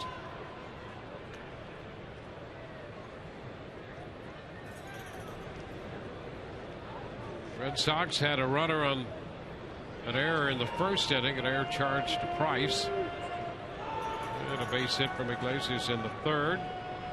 Wheelie's had a base hit in the 5th, and a base hit here in the 6th by Iglesias. There's a strike. Ellsbury down to bunt, and the count is 1-2.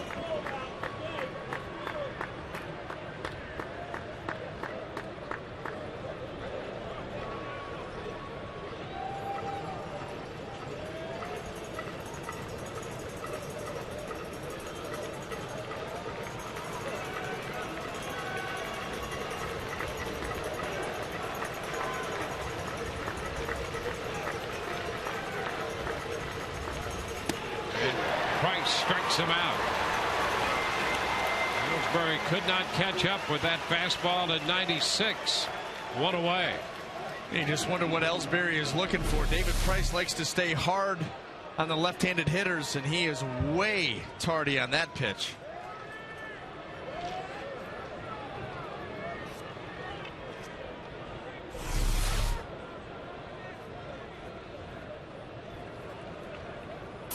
Dustin Pedroia 0 for 2 tonight. Runner takes off, and the pitch is foul. So they had Iglesias on the move. I think that's what Bobby Valentine feels that they're going to have to do to score off David Price. He's been so very dominant in this ball game that you're going to have to try to create some offense, put runners in motion, hit and run. Not going to be able to just sit back and slug off David Price.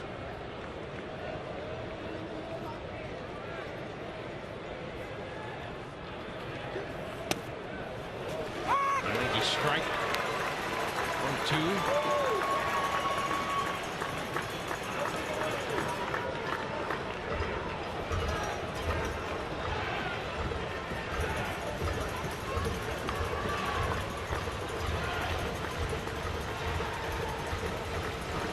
David keeping an eye on the runner over there.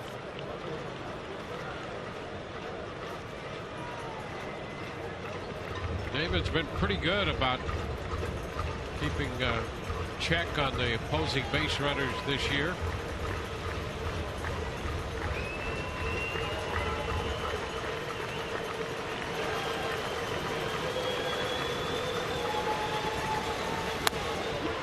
Fastball up. Pitch coming in at 97 miles per hour, and the count is 1-2. Bryce said that after he made his last start, when he played catch, the elbow or the shoulder felt just fine, and I would guess that it does feel good after the pitches we've seen tonight. That last one at 97. And that ball's really coming out of his hand easy. Into right field. Joyce will have to angle back. He's at the track and makes a nice over-the-shoulder grab. Matt Joyce just kept after that one as it continued to carry on him. He got to the track and made the over-the-shoulder catch for out number 2. That looked like a wide receiver, just tracking that ball down. You've seen Matt make this play a number of times this year. He does a great job with it. Watches that ball right into the glove. Look at the eyes.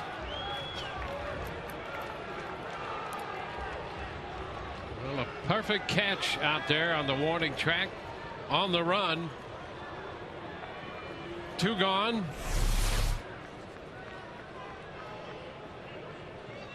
There's Cody Ross.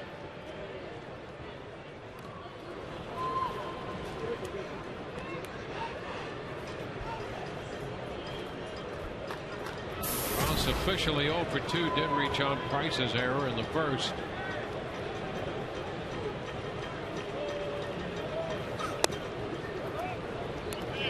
Ball, no strikes.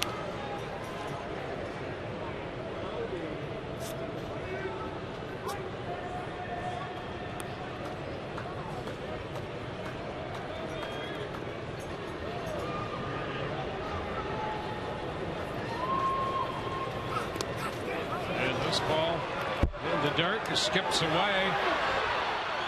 An aggressive turn by Iglesias as Molina lumbered after the ball toward the backstop, and Iglesias had ideas about trying to go to third. Well, Jose Molina showed no sense of urgency in going after this ball. Watch him. Ball bounds away. He finds it. Doesn't look like very good effort to me. Well, Iglesias was aware of that and made an aggressive turn and decided to hang on.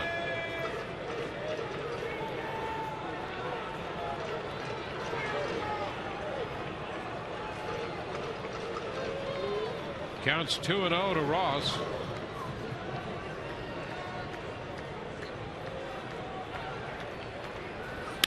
And a fly ball headed toward left center field. That's going to be in for an extra base hit to the wall. The run will score, and Ross winds up at second to make it 1-0. Well, the single, the wild pitch, and a 2-out double by Ross. And the Red Sox have the first run of the game.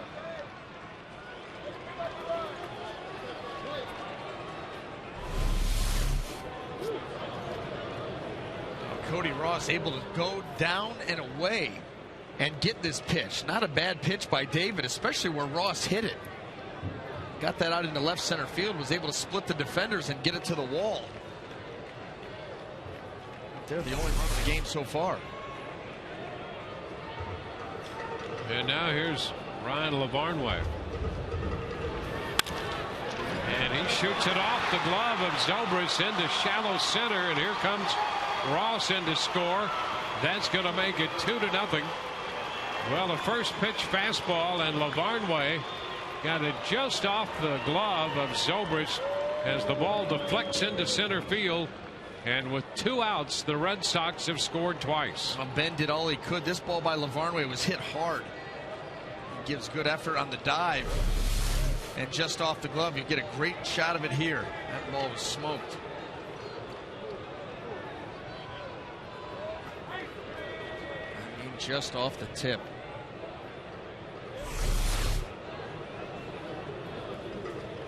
Gomez, or Ciro Gomez, and he takes a pitch at the knees for a strike.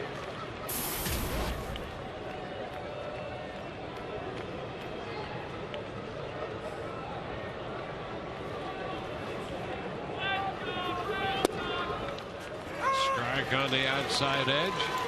0-2. Yankees have made it a 3-2 game against Toronto. Ichiro, who had homered earlier, drove in 2 more runs with a double.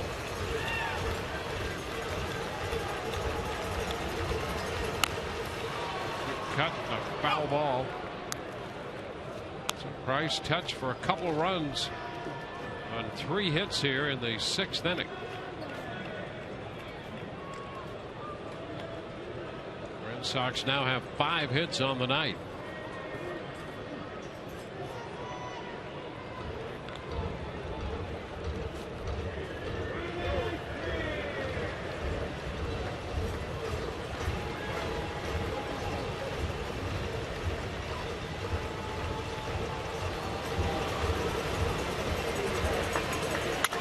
Ground ball right side, and that's going to go through.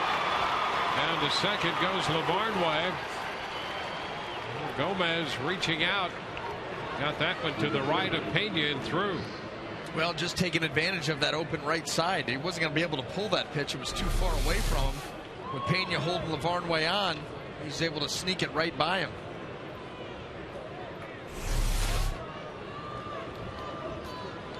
So the Red Sox with 4 hits in the inning. They punched 3 in a row. And now lead 2-0.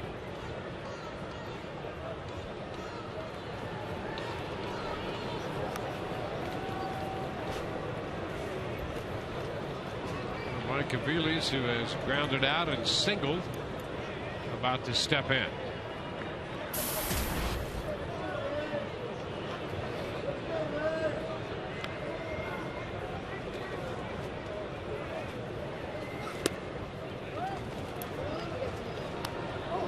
Off speed is low. 1 ball, no strikes. You could expect Mike Aviles to be extremely aggressive in this situation. Why David Price started him out with a changeup. Sitting dead red on that fastball.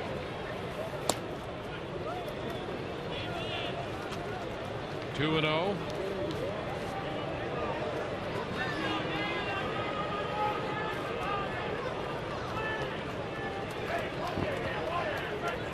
The Rays last night halted a 4-game skid, winning 13-3, and now here in the 6th they've fallen behind 2-0. Foul down in front of Gary Royster down toward the bullpen.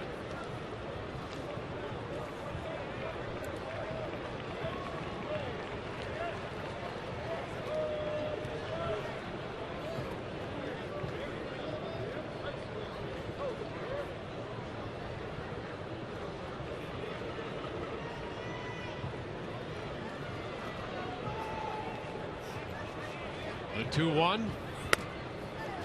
Catches the edge. Makes the count to 2-2. It started off the plate and just caught the corner.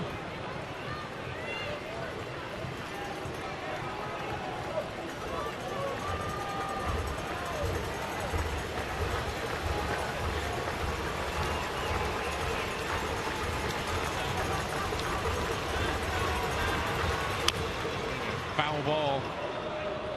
Just stayed alive, fighting off the fastball that almost devoured him in there. That's exactly right. You know, David gets that cutter away for a strike and then pops 97 in, and that was just an emergency hack. Quick reaction to a ball in. Fortunate to have got a piece of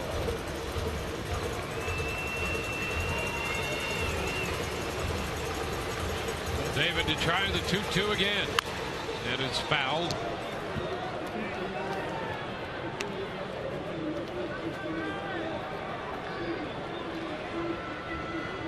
The Yankees putting together a big bottom of the 4th to make it 8-2 right now.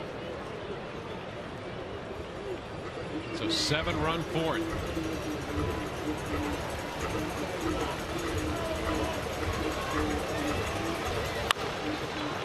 in on him, and he fouls that one. Another fastball in, and he manages to stay alive. Nick Swisher has hit a grand slam in that 7-run inning for New York. It's his 21st home run. So Ichiro and Swisher have homered tonight for New York. Ichiro with a double in that big inning, and now Swisher with a grand slam. The one pitch here that Mike Avila's had trouble recognizing was the backdoor cutter. See if David goes back to it here. The ball bouncing away, and after a hesitation, a move up by the runners. Lavarnway to third, and Gomez hesitated, moves into second. And Gomez didn't even take off for a while, not realizing that Lavarnway had moved up. Had plenty of time to make a decision as this ball gets away. Boy, again, another pitch that Molina cannot keep in front of him. Watch Gomez over there at first. Lavarnway is going to take off pretty quick. Gomez actually starts back towards first and then realizes he can move up. That's how much time he had to play with. So it's a full count.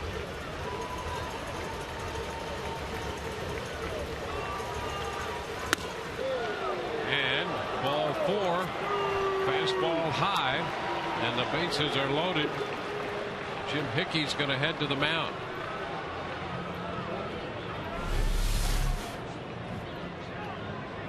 Now this ball in was close, maybe a little bit up.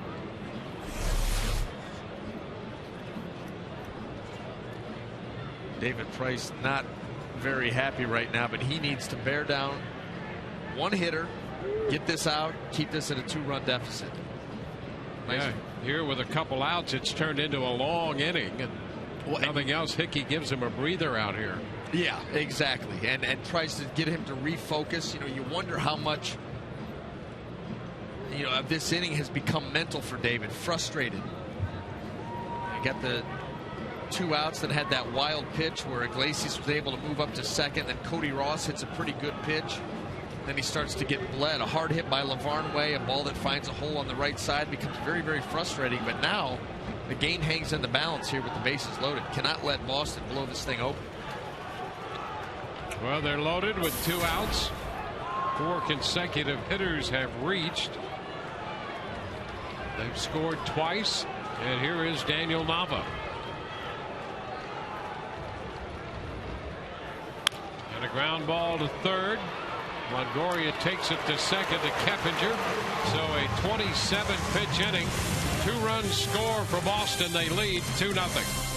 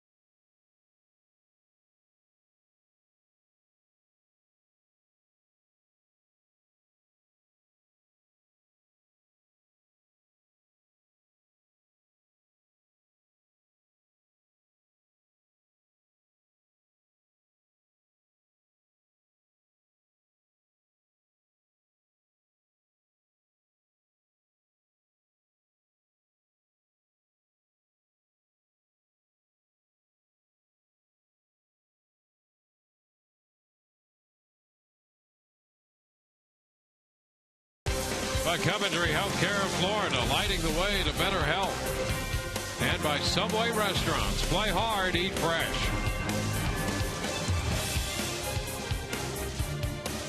Rays find themselves down by 2 as they move into the bottom of the 6th inning against Clay Buchholz. David Price got through the 27-pitch top half of the 6th, allowing 2 runs. And now a cut and a miss by Ben Zobrist to start the home half of the 6th.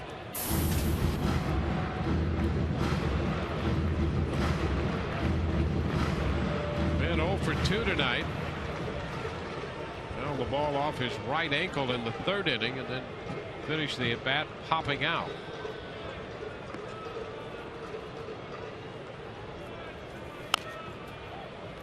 That's going to put him down in the count. 2 strikes. He's been behind Buchholz at one point in all 3 of his at bats tonight.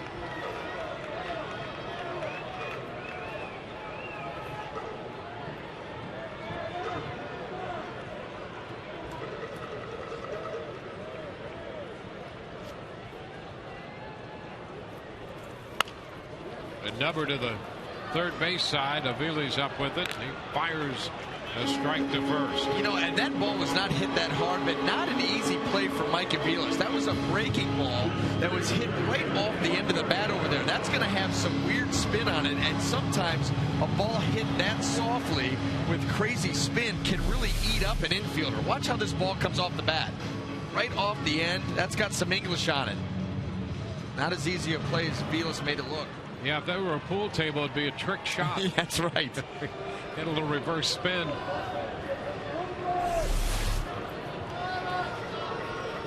Now Evan Longoria swings through the first one. Took that fastball and ran it in on him. Well, and that's what has been impressive about Buchholz tonight. He's been sharp with all his pitches, but that fastball away from the lefties and in on the righties has had late action.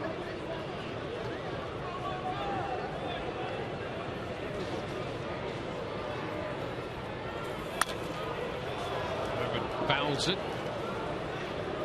He's behind.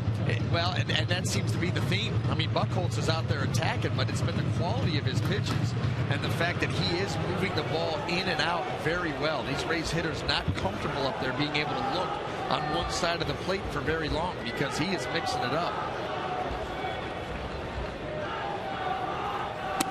Down and away. Breaking stuff there, and it's 1-2. Almost looked like he dropped down a little bit right there. He's got a high 3/4 arm angle, and he brought that south.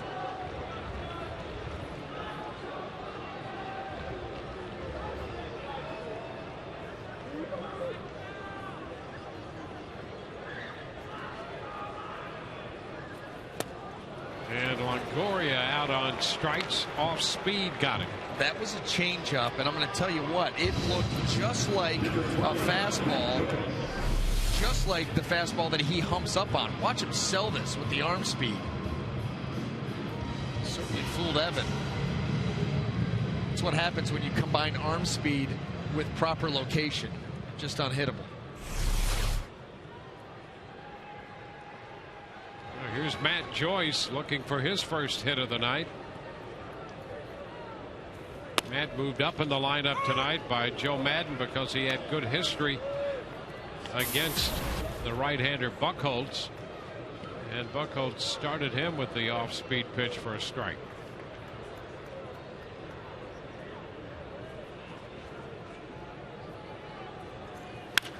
And it's hit on the ground, 1 hop to second, and it's a 1-2-3 inning. Couple change-ups there. We're headed into the 7th inning. 2-0 Boston.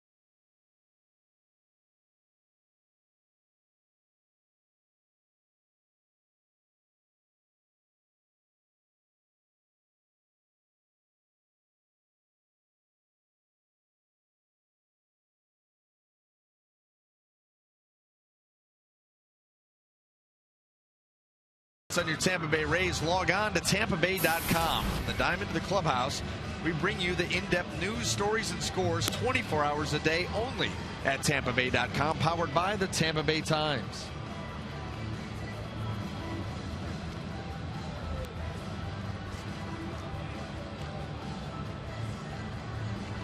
Scott Pasednik will begin the top of the 7th inning for Boston. The Red Sox sent 8 men to the plate in the 6th to get their 2 runs home. Pasednik, the number 8 hitter, stands in against David Price. Price has retired him twice tonight on ground balls. And this pitch is popped up left field side, foul. Jennings in a hurry but can't get there. Jennings a sliding attempt. And Pasednik will return to the plate with a count of 1 strike. Now, Pasednik was heading towards first base, almost like a softball, fast pitch softball slash swing. Desmond Jennings trying to make that play is going to start his slide and end up a little bit short. Had to come a long way for that, for nothing.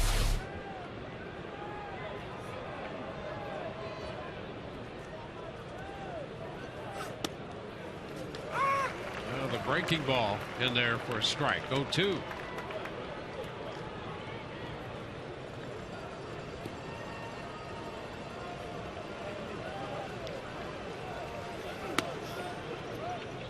One ball, 2 strikes. Well, the Red Sox scored 2 2-out runs in the 6th. They've left 5. The Rays have not scored tonight through 6, and they have stranded 5. Count holds at a ball and 2 strikes to Scott Pasednik. 100 pitches now for David Price.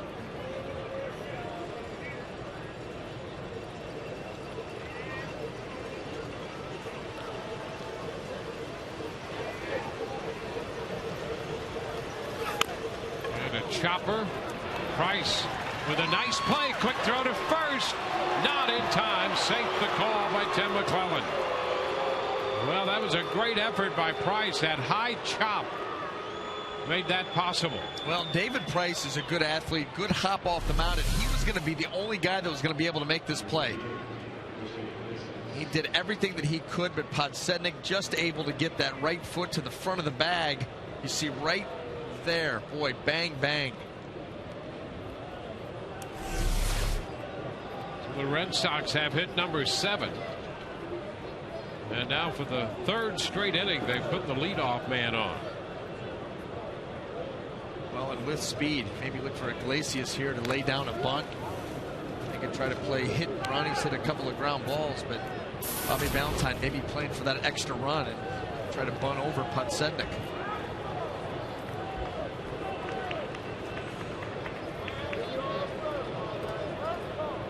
David Price not easy to bunt against. And the pitch taken high. You can see Iglesias showing the bunt.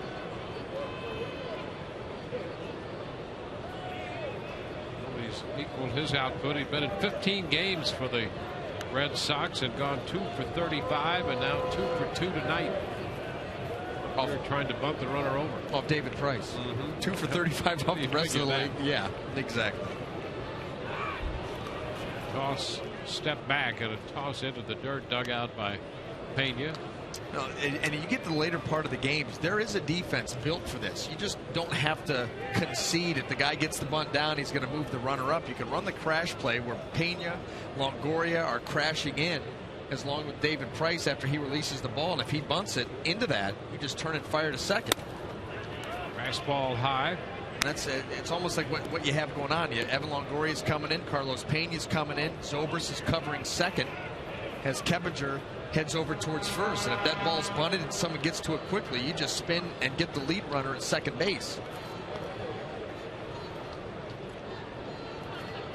The way that the hitter combats that is if you notice the ends crashing early, you run that little butcher boy where you pull the bat back and try to play pepper with the middle part of the field. And he takes a fastball for a strike here, and it's 2-1.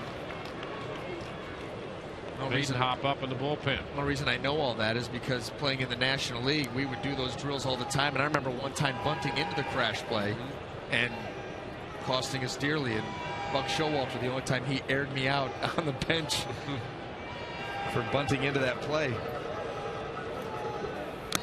And the bunt is bunted foul. And it's 2-2.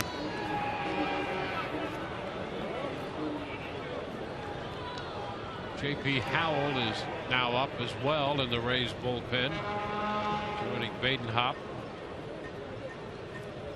We're in the 7th.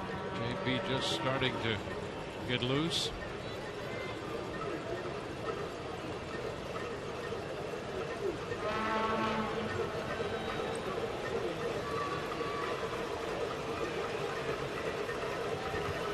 Two, swing away, and a foul ball just outside of third.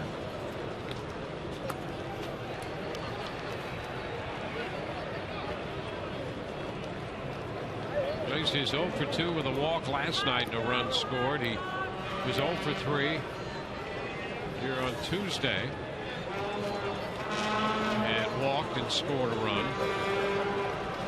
He was 0 for 2, sacrificed, was hit by a pitch in the first game and scored a run. Hits this one on the ground to short. Safe at second and out at first as Zobrist tried to get to the bag, but Posednik beat him in. So he's safe. And Iglesias is out at first, short to first. Well, Podsednik was moving on the play, and that's why he was able to get there. Watch him go. Right there. Had a good secondary lead. That was the key. He actually wasn't running on the play, but the secondary lead, he got out there far enough and on contact with the chop. Good speed and getting down there to second base. Just barely beating Ben Zobrist. So here's Ellsbury. Ellsbury breaks the bat, rolls it to short. Zobrist up and the throw to first in time, and another bat just exploded, broke in half with the barrel in on the right side. And over to third goes Posednik. One of these bats tonight have just been exploding.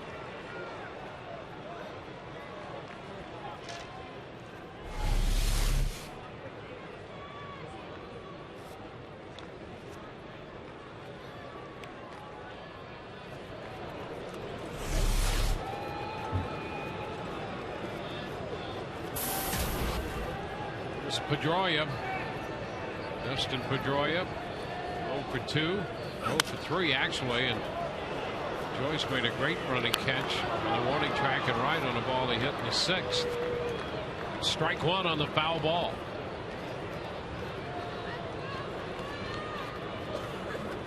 So with a man at third and 2 outs, Price trying to hold the deficit at 2. 1-1.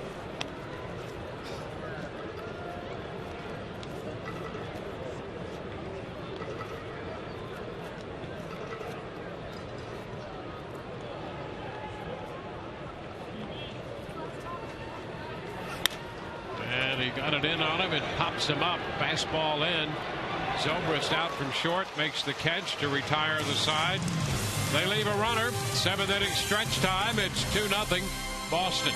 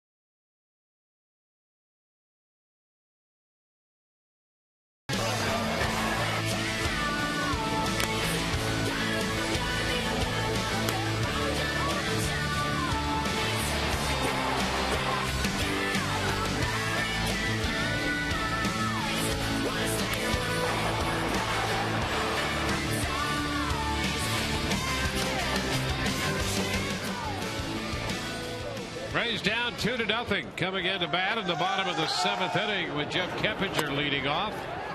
Facing Clay Buchholz, and he misses with the first pitch. Buchholz has been very good tonight, allowing the Rays just 3 hits. He's walked 2. Keppinger's grounded out to short. Last time he popped out to the shortstop. And he takes a strike. It's 1-1. 2 of those hits were fly balls. That's right. Fly ball outs. Yep. Longoria in the 2nd and Upton in the 3rd.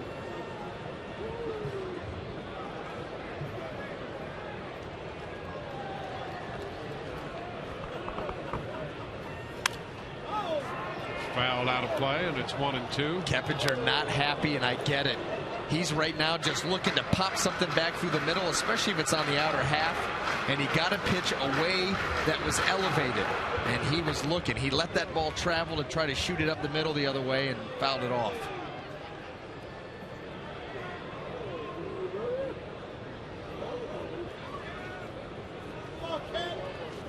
The 1-2.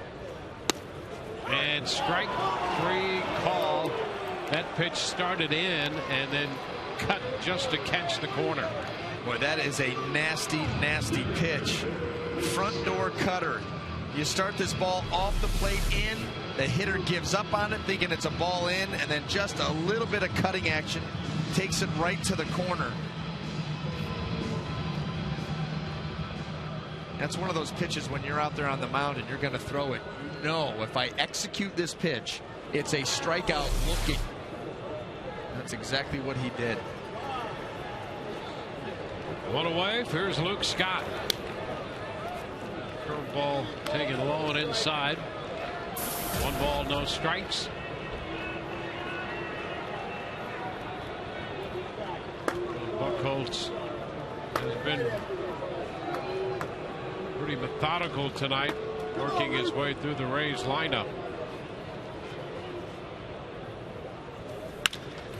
Fly ball the other way. Pasednik will go to the track. That ball's off the wall over his head and bounding back toward the infield. Scott will turn second and hold with a double. So Luke Scott hits one the other way off the left field wall. Well, not as much carry, just a little bit higher, and Luke Scott gets that ball over the fence for a home run.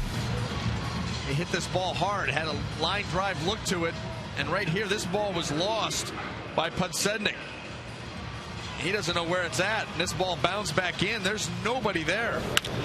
I wonder if Luke could have motored around to third.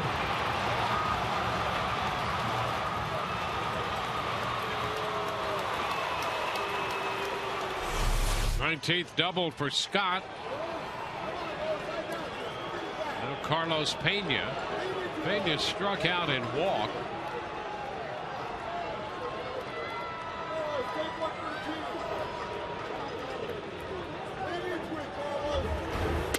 And he takes a strike.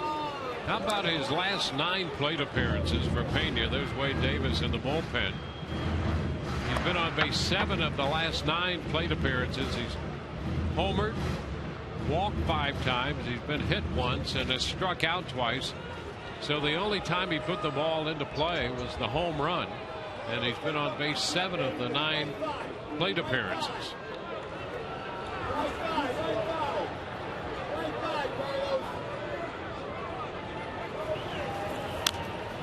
Fouls it, puts him down in the count 0-2.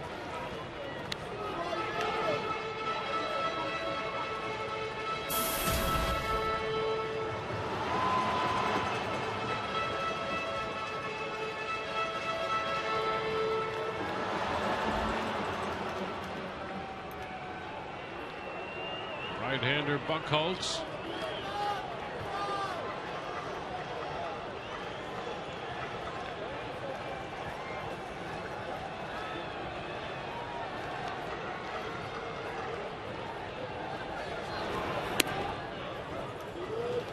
One ball, 2 strikes.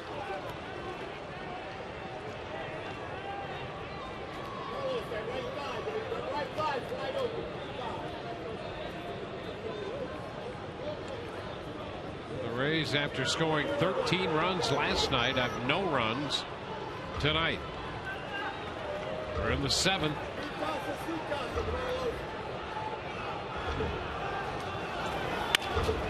a little ground ball right side. That's Iglesias on the first base side of second. The shortstop made the play out of the shift. So Pena's out number 2 as Scott advances over to third. Jose Molina is due, but Joe Madden will dip into the bench, and he wants Roberts to hit for Molina. Ryan Roberts will pinch hit.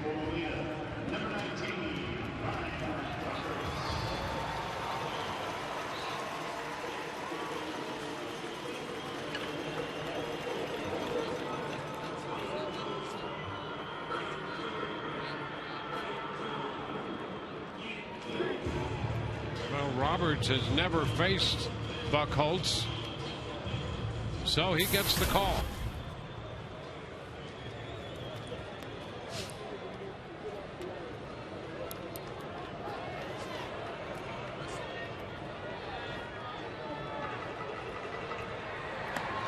Peralta has joined Davis.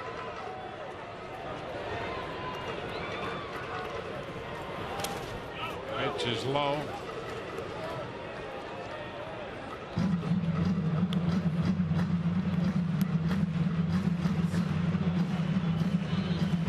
Twice had gone out to center field 0 for 2.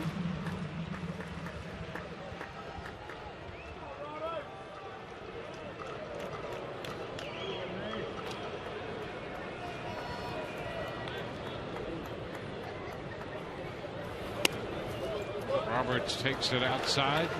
2-0.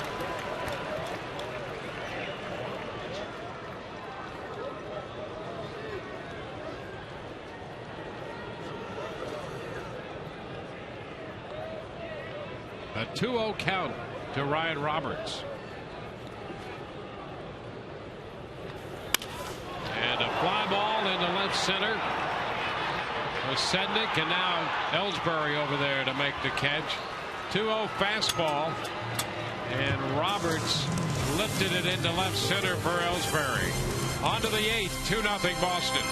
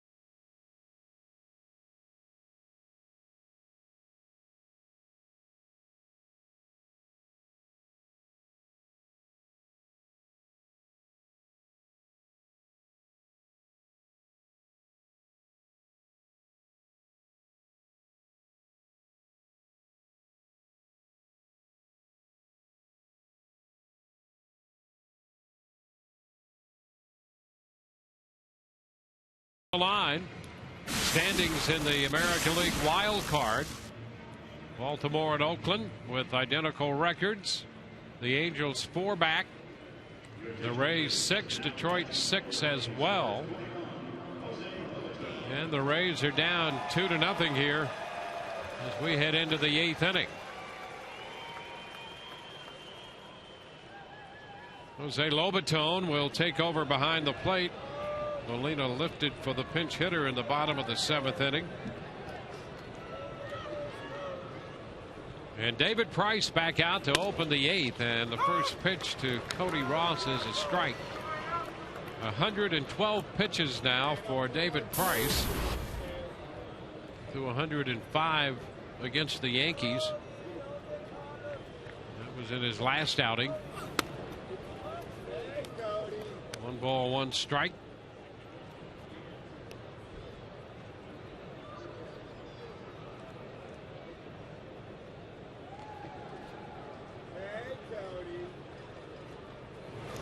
Into the dirt.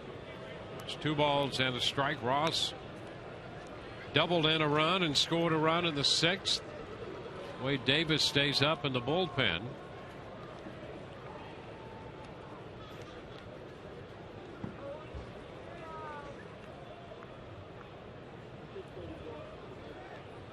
Twice this year, Price has made over 120 pitches in a game. 2-2. Made 121 against Oakland at the end of July, and had 123 pitch performance in 7 innings against Atlanta on May the 20th.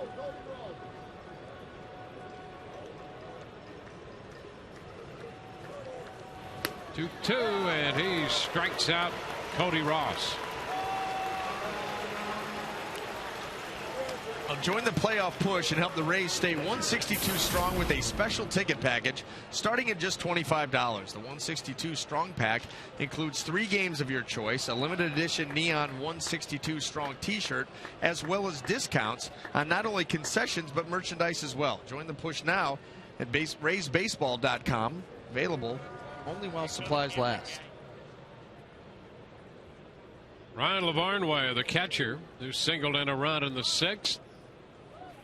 Takes the opening pitch too low, off speed, 1 ball, no strikes.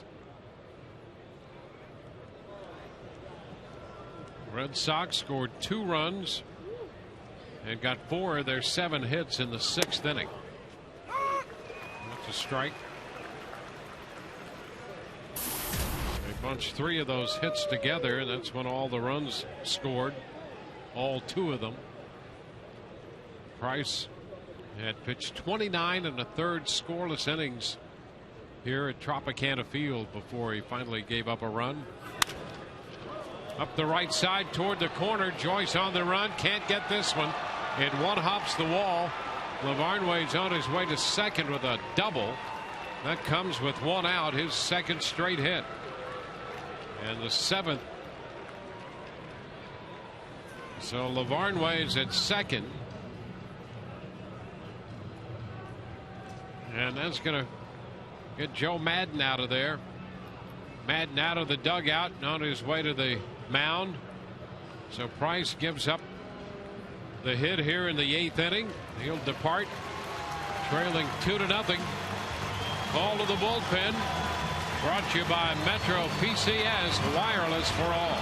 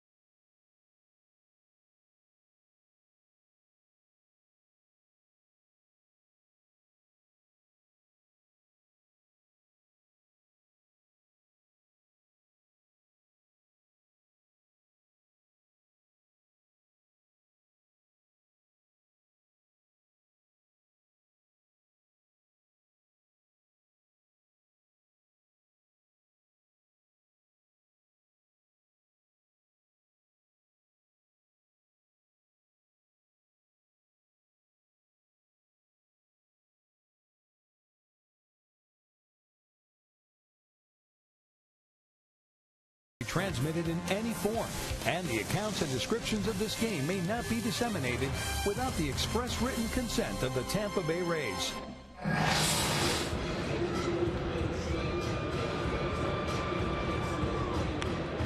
It's a 2-0 ball game. Joe Madden has made the pitching change, and another good performance by David Price, and no support tonight again.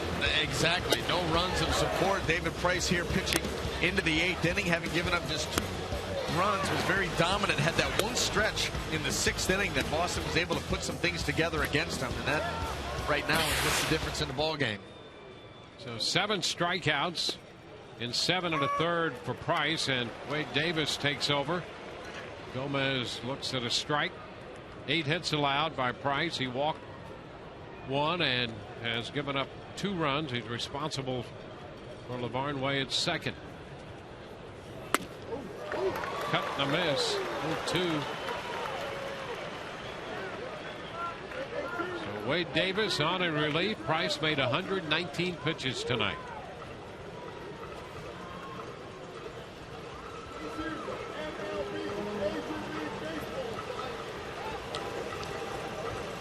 Gomez had a hit in the 6th. They scored both their runs and collected 4 hits.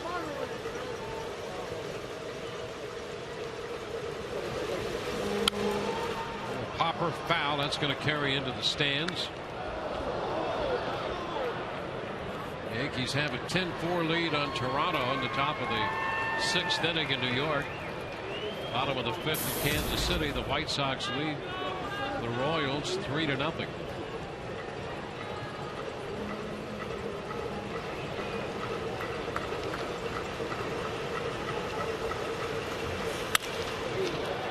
That ball headed toward right center into the gap. Upton's going to have to chase it to the wall. LeVarn Wade's going to score. Gomez will dig for 3 and has himself a stand-up triple.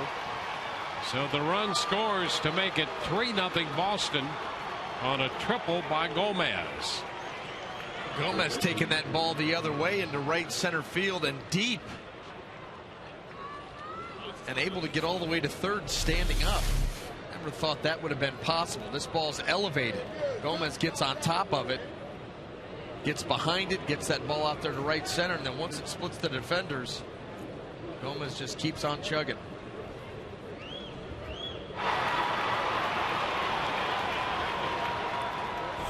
It's his 2nd triple of the year. Infield comes up now. The pitch thrown by Aviles, a fastball, strike 1. So the Red Sox had a run here in the 8th.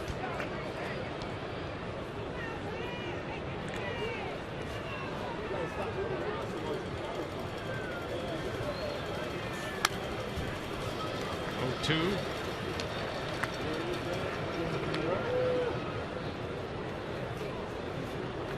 Zawa down there in the bullpen now.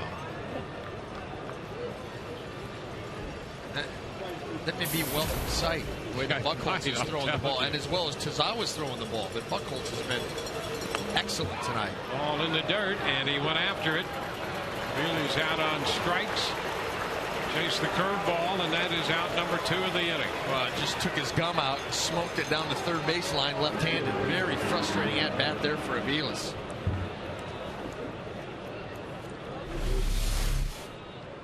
He got big eyes here with the runner on 3rd. Took a couple of hacks that he'd like to have back.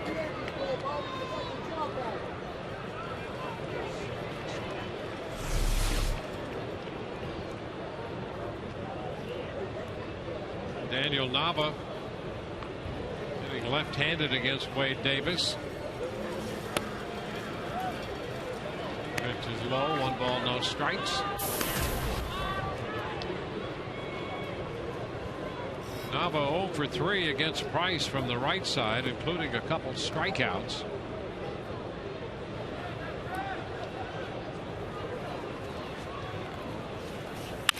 Ground ball to short.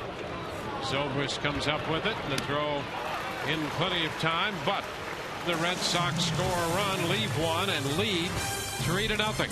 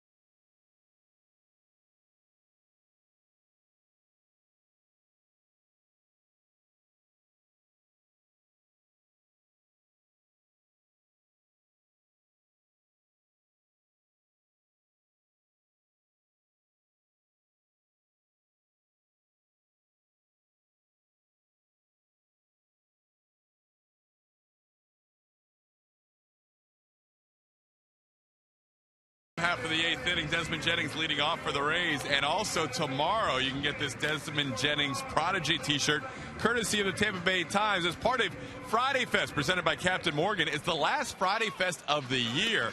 Tomorrow against the Toronto Blue Jays, first 10,000 fans get the Desmond Jennings t-shirt. And we will probably be making our way up to the party deck at some point. Guys, back to you. All right, Todd, thank you very much.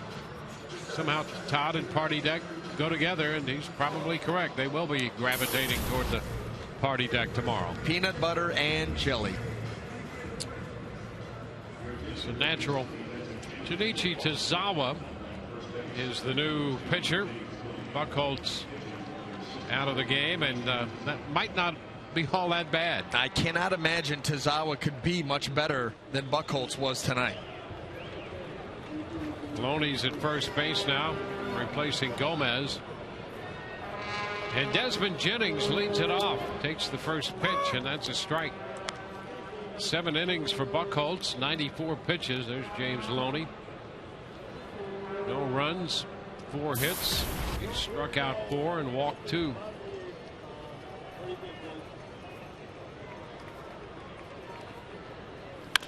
Ground ball to third, and it skips by Aviles into left. Jennings on his way to second, and he is in there safely. Aviles found himself backing up, and the ball playing him, and it skipped by him. Yeah, not a good top half and now bottom half for Mike Aviles. The strikeout on 3 pitches with a run on third and just 1 out, and then this right here. He's going to try to back up, play the hop. You've got to get leather on this. Misses it badly. And Desmond Jennings wisely, knowing that Podsednik out in left does not have a strong throwing arm, was going to second all the way. So the Rays get a 2-base hit from Jennings. That's his 19th. Here's Upton. And the fastball is up. 1 ball, no strikes. What the Rays 3 doubles tonight. Yeah. Ground ball to third and 2 fly balls. Yep.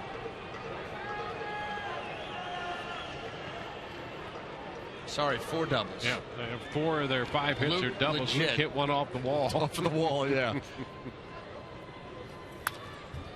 And BJ fouls this one back. Pretty good cut of a pitch out over the plate. J.P. Howell in the bullpen.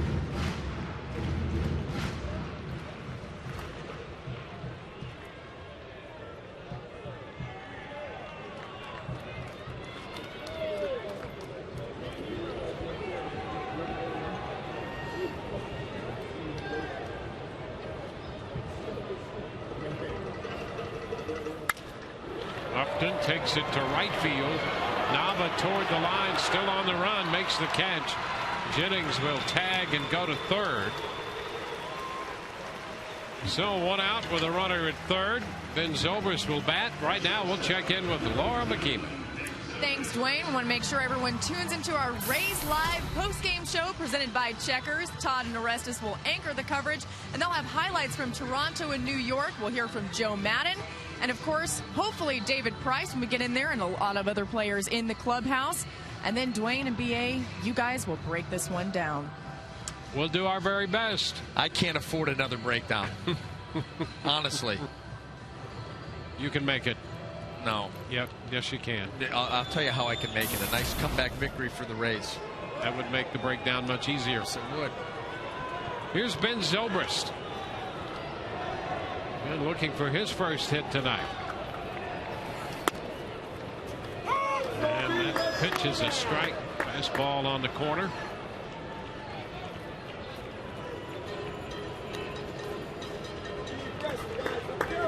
The Rays with a base runner at third. 4th time that's happened tonight.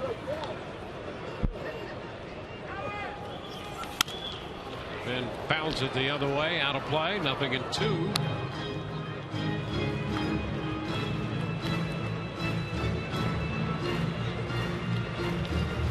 The left-hander, Rick Breslow, up in the bullpen.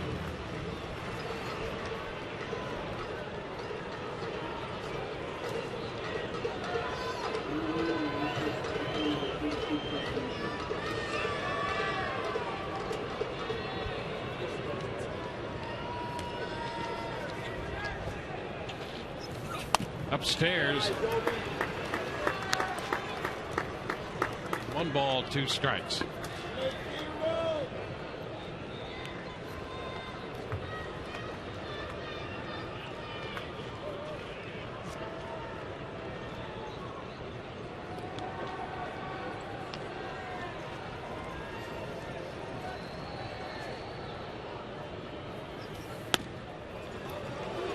Pitch is outside.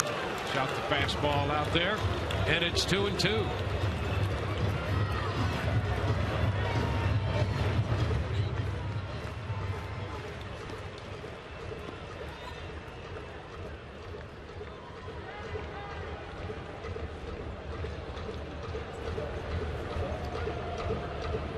The 2-2 delivery. Swing and a liner into left. Going to be caught by Pasednik. He had trouble locating it. Jennings tags and scores, and the Rays get on the board to make it 3-1. So Zobrist hit the line drive, and Pasednik made the catch. It was not an easy catch for him on the.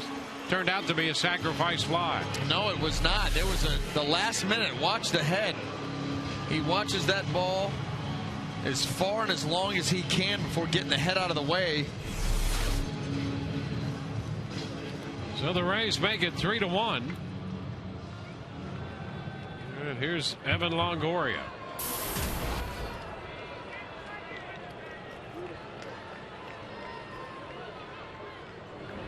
Evan 1 for 3 tonight. And a curveball up, but in the strike zone. Strike 1.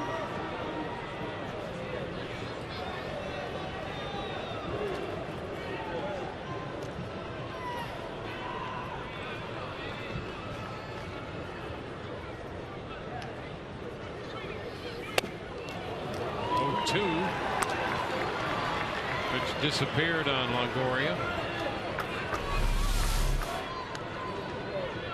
Little cutter, slider, cut fastball velocity, and you would think, being up in the count, sweeping curveball away, then that cutter, you would just continue to stay out there, and that's exactly what they're going to do. And it's hit the other way. Nava in right field makes the catch. Rays get a run, but that's it. We're through 8. 3-1 Boston.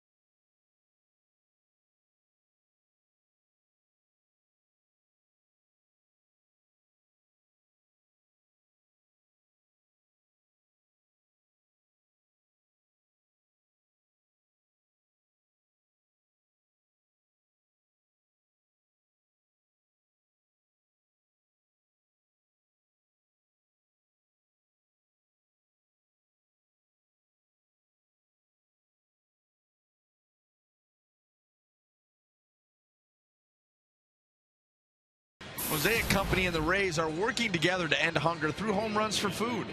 Each Rays home run, Mosaic donates $500 to Feeding America Tampa Bay, and so far, $74,500 has been donated.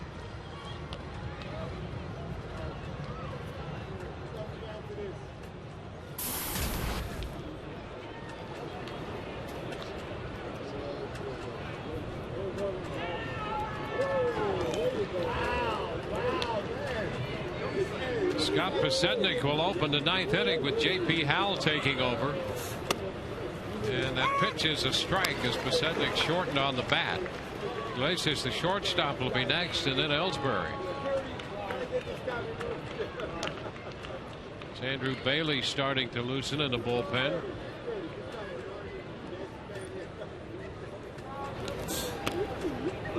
Pasetnik takes it away. Breaking ball. 1-1. Price worked 7 1/3, gave up 3 runs. Wade Davis 2/3 of an inning. Came in with a man on, and that man scored. And now it's JP.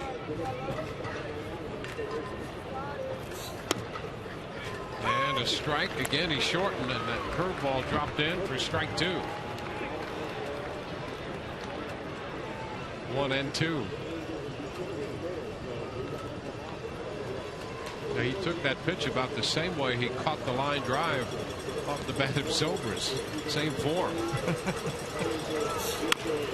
The chopper by the mound, going to be charged by Keppinger, and a barehanded pickup and throw gets him. Pasetnik out of there at first. Tremendous play by Jeff Keppinger. He had no chance of getting Pasetnik if that ball disappears into his glove. It was bare hand or nothing. Watch him follow it right down. Makes it look so easy. Try doing that at home. It's Iglesias now.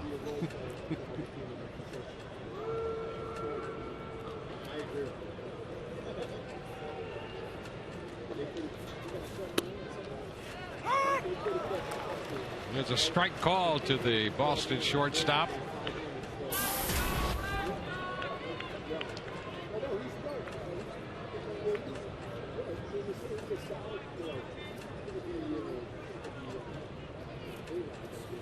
And a fun attempt, and that's foul. Iglesias 2 for 3 on the night after going 2 for 35 with the Red Sox coming into this game.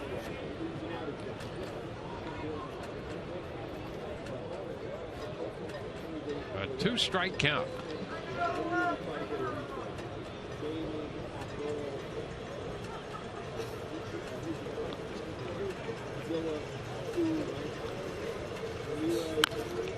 Tapper foul.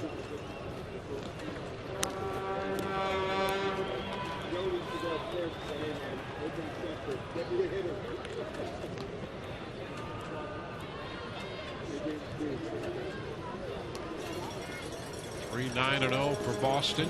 1-5-1 for the Rays. We're in the 9th.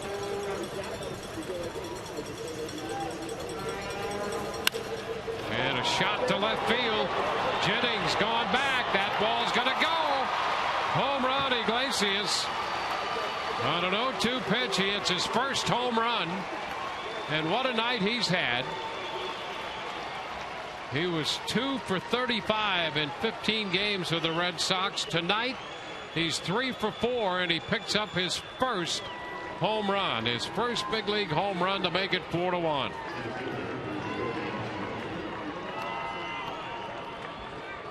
And, of course, no one cares in the Boston dugout. Giving him the silent treatment over there. Well, they're selling it, too. Pitch to Ellsbury's low, and there they go.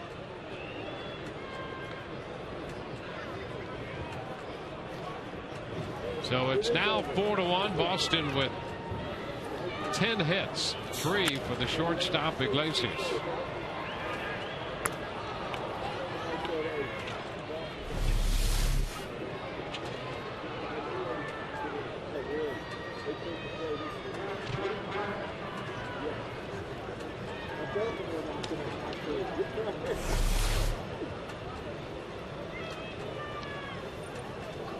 The 2-strike pinch.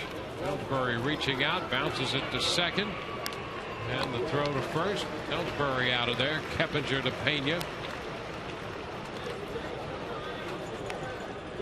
Coming up on tomorrow's Rays Live, the pregame presented by Gulf Coast Honda. We'll have a preview of the series with the Toronto Blue Jays as James Shields goes for win number 15.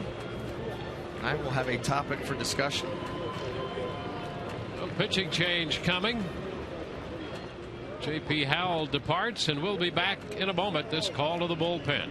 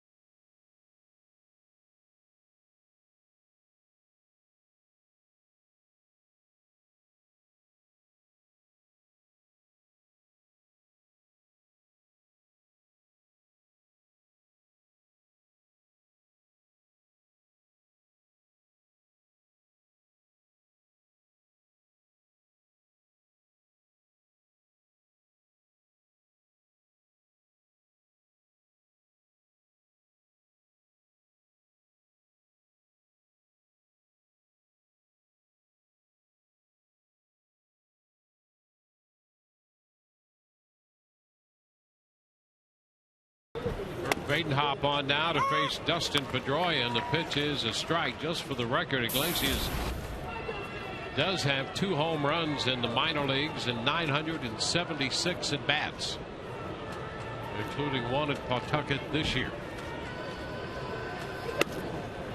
There's a strike. Frustrating thing about this, the Rays have scored only 1 run. They've given up 4 on 10 hits. Lavarnway has 2 hits tonight. He was hitting 165 coming into the game. Gomez with a couple hits, and Iglesias, who was hitting 057, has 3 hits. Little tap to third, barehanded by Longoria. Throw to first, just in time to get Pedroia. Boy, Pedroia really busting it down the line, and the Rays just do get him. 1 run that came on the home run, the first big league home run by Jose Iglesias. We go to the bottom of the 9th, and it's 4-1 Boston.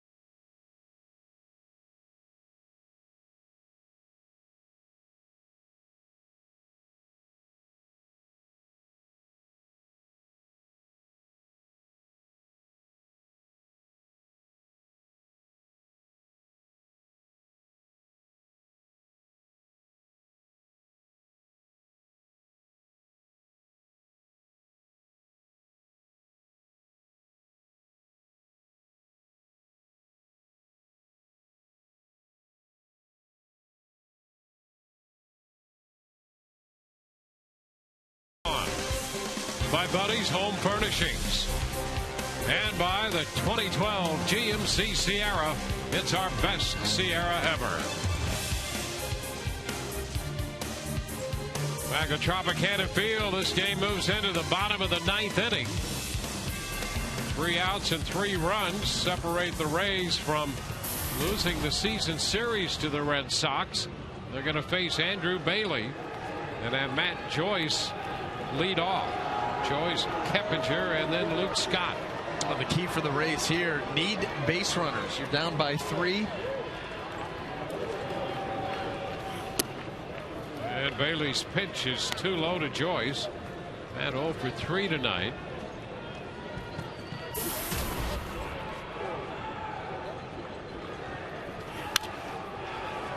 Cut the foul ball back. It's 1-1.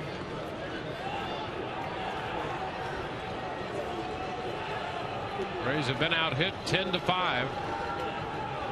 They trail 4-1.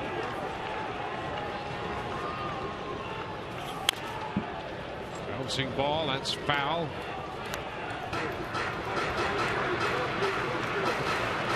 Ozawa worked 1 inning, gave up the run.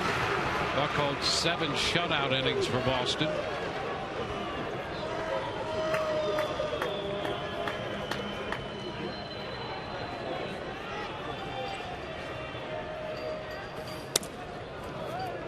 Pitch down.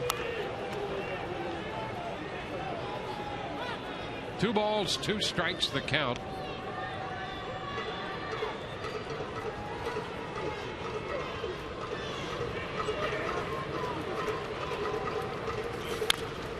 Tap foul.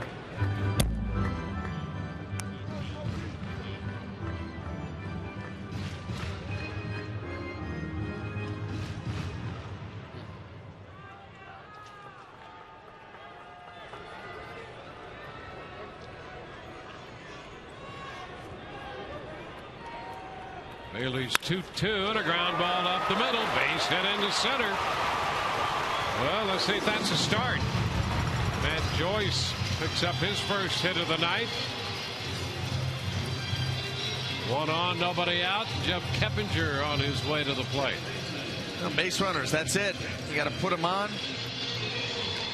Got a long way to go to come back, so you just keep chipping away. Jeff Keppinger, good Batman right here. He's going to try to use the middle of the field the other way unless he gets a mistake. Turn on it.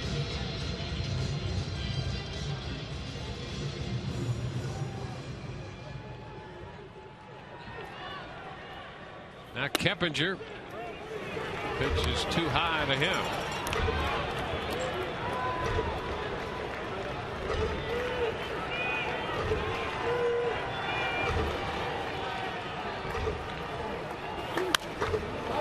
Popped up. Foul ball back. The count is 1-1.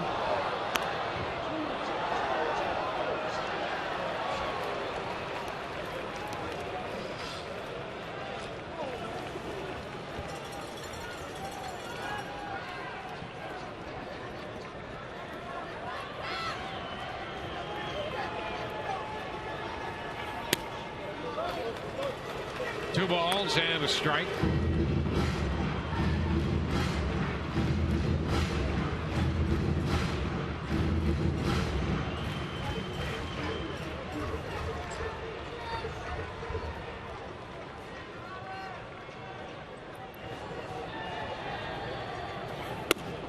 And Bailey throws a strike. It's 2-2.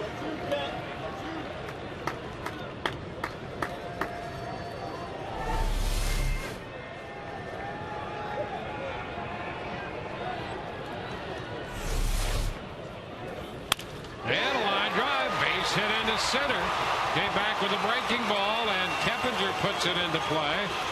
Well, there is another base runner. Joyce with a base hit, Keppinger with a base hit. You're going to try to go up the middle the other way. Shoots it right up the middle, and now you bring the tie rung to the plate. Makes nicely on that breaking ball.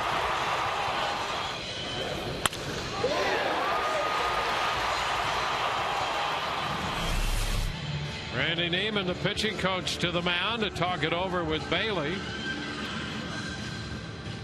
Luke Scott, who just missed a home run in the 7th inning with a double off the wall, will be up here. He has just one at bat against Bailey in his career, 0 for 1. Luke has walked, line to center, and doubled to left tonight. Just missing the home run. And he does represent the tying run.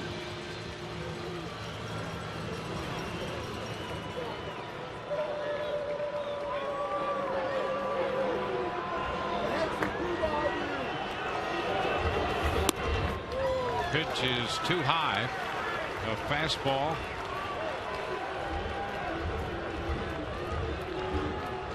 Red Sox get a left-hander up in the bullpen. Breslow, who was throwing in the 8th, is throwing here in the 9th. Swing and a miss by Scott. A couple fastballs to Luke Scott. The count is 1-1. And he had a good rip at that one. 95. Bailey, power on power.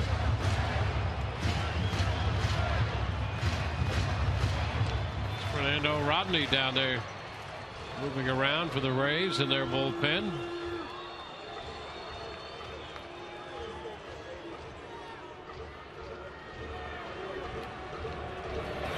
Scott hits it on the ground to first. Loney looked to second and now takes it himself at first. Thought about going down to second base and had a little trouble getting it out of that big mitt, and then decided to go to first and made the play unassisted. Originally had a shot here at a double play. This ball gets to him quickly. If he can get rid of it right now, they've got a very good chance at turning a double play. Instead, he can't get it out of the glove. Able to just get the one.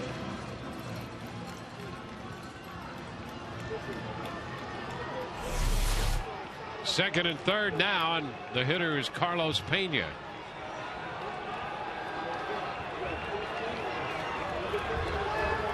Pena 0 for 2 with a walk.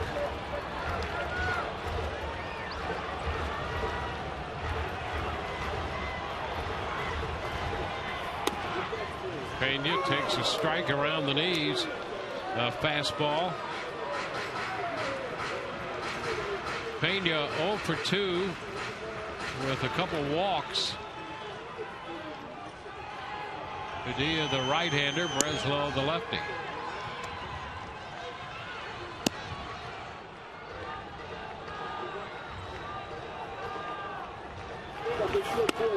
And that one misses down and in.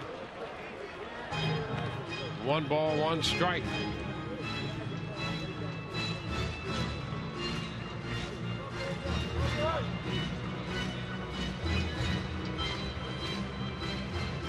Couple of singles.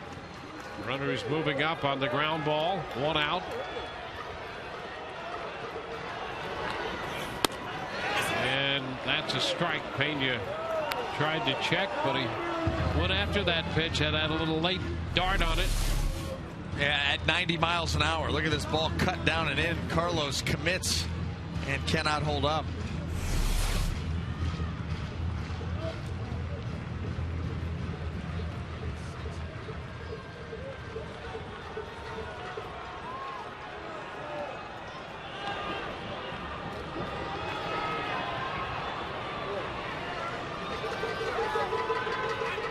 Time called. 1 ball, 2 strikes. Keppinger at second, Joyce at third.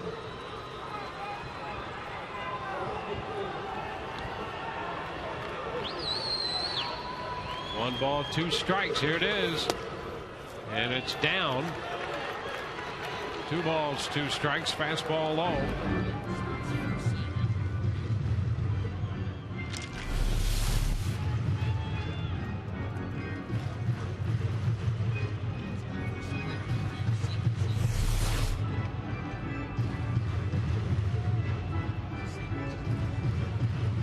Two balls, 2 strikes. And if LaBarnway had caught that pitch, it might have been a strike. That was the same pitch as the first one of the AB. 2-2, and that's inside, down and in. He cuts that one. And that's the same as the second pitch of this AB. So it's 3-2 now. There you go.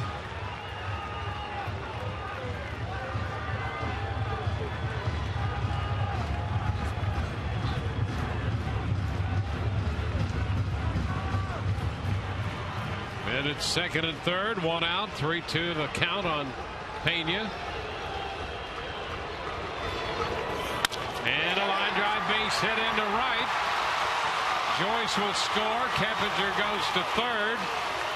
Pena singles into right off a fastball, and the Rays make it a 4-2 game. 3 hits here in the 9th inning off Bailey. So it's first and third now with 1 out. You got to come back with a strike, and again, Bailey has consistently, the fastball away has yanked it to the middle of the plate. Carlos Pena takes advantage with a base hit to right, and the Rays inch closer. Stephen Vogt will pinch hit.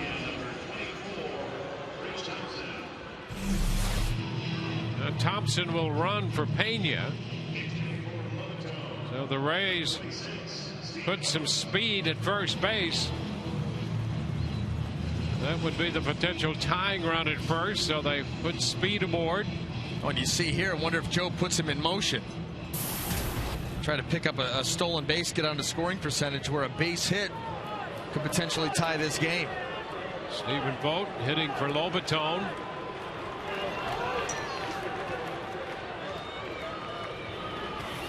And the pitch is upstairs. 1 ball, no strikes.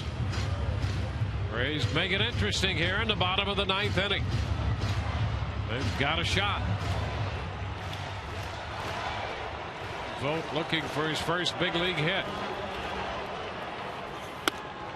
And the pitch is high. He's up in the count now. 2-0.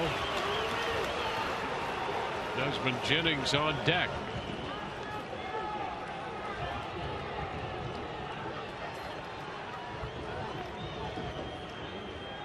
A 2-run game, bottom of the 9th. The 2-0 pitch. Up again. 3 balls and no strikes. Now Bailey has struggled with his command throughout this inning. Falling behind, missing with his pitches, just can't seem to find it.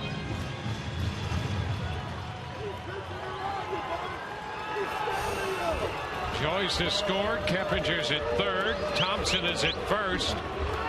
There goes Thompson. The pitch is a strike throw down. It's not in time. So Thompson steals his way into scoring position. And the count to Vogt goes to 3-1.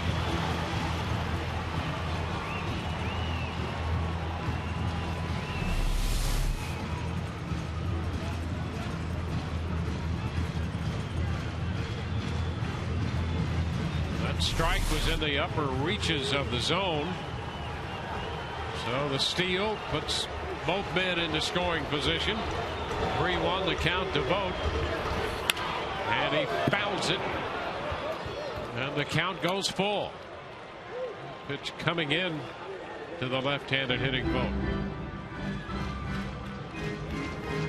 But wouldn't you like to see him end this with his first major league hit? Oh, that'd be great, wouldn't it? That would be unbelievable. I vote for it. Oh, what an inspiration that would be. 3 balls, 2 strikes.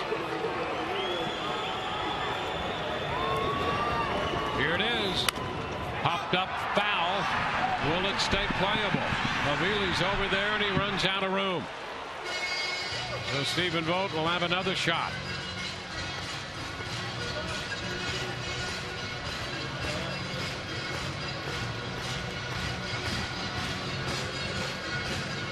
Rays down by 2.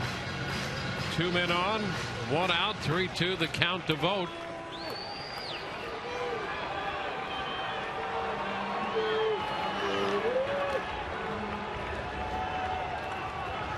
Buchholz pitched 7 shutout innings. Tozawa gave up a run. Bailey a run so far. 2 men on. 3-2. And ball 4. That's going to load the bases. Vogt draws the walk.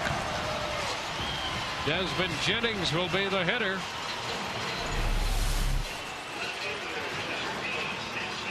Well, a borderline pitch here. You're not going to get it the way that Bailey has been spraying the ball around the strike zone, or out of the strike zone, I should say. So Vogt walks, and now he's lifted. Elliott Johnson will run for him at first. When you do that, if Desmond's able to find a gap, Elliott, the winning run, good speed. Jennings doubled in the 8th inning. He's 2 for 4 tonight. And a line drive, base hit into center. Keppinger scores. Tops it on his way to the plate. He will score. Over to third goes Johnson, and into second base Jennings. A base hit for Desmond Jennings, and the Rays have tied this game at 4 here in the bottom of the 9th inning.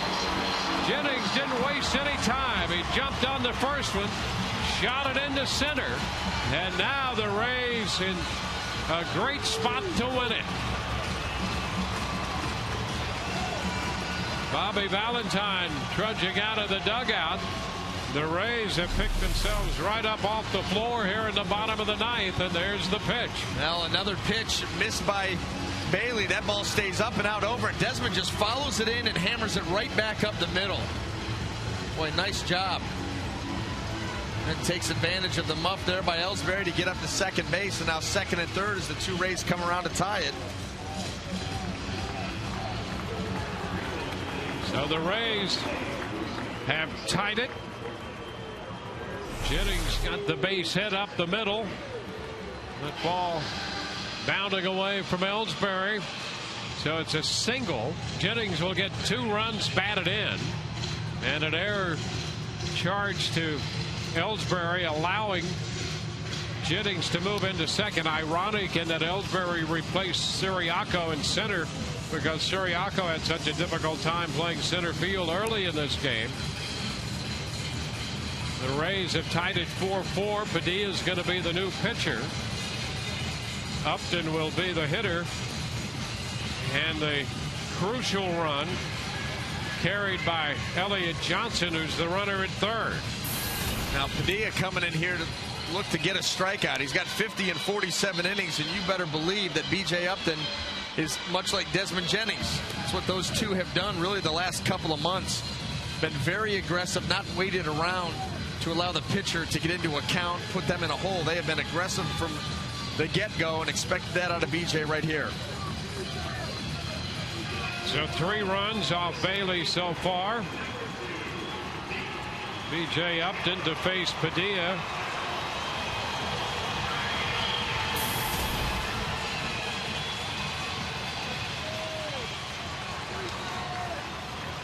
Outfield comes in.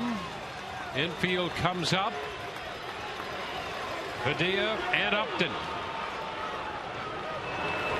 And the pitch is down. 1 ball, no strikes. Padilla was in the game briefly here Tuesday night. This is his second appearance of the series.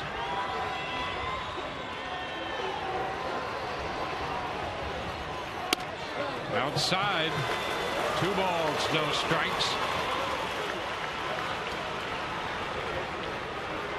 Rays have tied it. It's a 4-4 game in the bottom half of the 9th.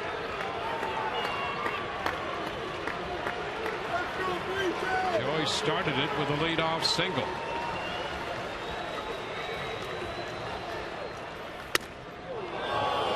Two and one to Upton.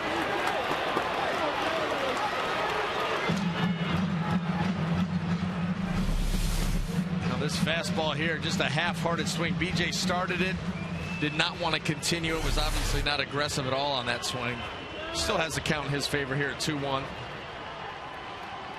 Padilla delivers, and a fly ball to center field. Well hit deep to center. That one is gone. Home run by Upton on a 2-1 pitch, and the Rays pull this one out in the bottom of the 9th inning. What a finish by the Rays. They scored 3 to tie, and on one swing of the bat, Upton hit it out of here over the drawn-in outfield and over the center field fence. It's a 6-run 9th, and the Rays win this one 7-4. What a finish indeed for the Rays.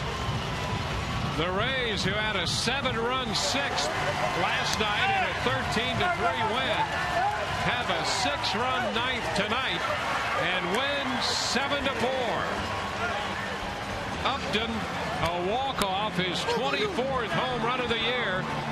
Padilla grooved one on 2-1, and Upton shoots it out of here to straightaway center. As we promised earlier in the game, it's Miller time, brought to you by Miller Lite. And here it is, the pitch from Padilla, right down central, and Upton sent it out of here, right down central, over the center field fence. And the Rays are winners tonight, pulling it out in dramatic fashion on the home run by Upton. Badenhop will get the win. Bailey is the losing pitcher, and you can watch the dugout erupt as the Rays earn a split in this series, winning over Boston tonight 7-4. Todd Callis standing by with B.J. Upton right now. Dwayne, thanks. B.J., if you guys lose, you're 6.5 back with 12 to play. 4-1 down in the ninth. What are your thoughts about the way things turned out? Keep fighting, man. I mean, we had 3 outs left. Joyce leads off the inning with a big base hit, man, and we kept it rolling. What did you think when you hit that ball? I saw you point. Did you think home run, or do you think not home run? Game over right there. Okay. You know, center fielder was in, whole outfield was in. He didn't have a chance to catch it, so I knew that was it. We've talked about how this team needs an incredible run down the stretch. You think this is the kind of game that could maybe make you remember 2011? Yeah. I mean, especially the position we're in right there. They come back and put together those type of at-bats, keep the inning going, and come out with a walk-off win, man. That's pretty big. So hopefully, we can continue this down the stretch. I'm sure you guys would have loved to have gotten a W for David Price, the way he's been pitching it. Buchholz was equally tough tonight. Yeah. Good game pitched by both of them. Unfortunately, we couldn't score any runs early for David. I know a lot of us want him to get to 20 wins. But overall, man, we won. He kept us in the game, chipped away late and scored some runs and came out with a win. Final thought, the guy walking behind you had a big hit as well in that rally, Desmond Jennings. Yeah. It was his job right there to keep it going, man. He comes up with a big hit. Some pretty big hits all day. Swung the bat well today, and again, we won. Congratulations, BJ. BJ Upton, guys, walked it off. Back to you. Well, the Rays were shut out through 7. They score a run in the 8th and 6 in the 9th, and win this one 7-4. They divide the series with Boston after dropping the first 2 games, winning big last night 13-3, and a dramatic finish tonight. It's a 7-4 Rays victory. For Brian Anderson and Todd Callis, Dwayne Stats, hope you've enjoyed the telecast. Rays and the Blue Jays tomorrow on Sun Sports. Our coverage begins at 6:30 in high definition. Rays Live, the postgame presented by Checkers, comes your way next, and we will see you later.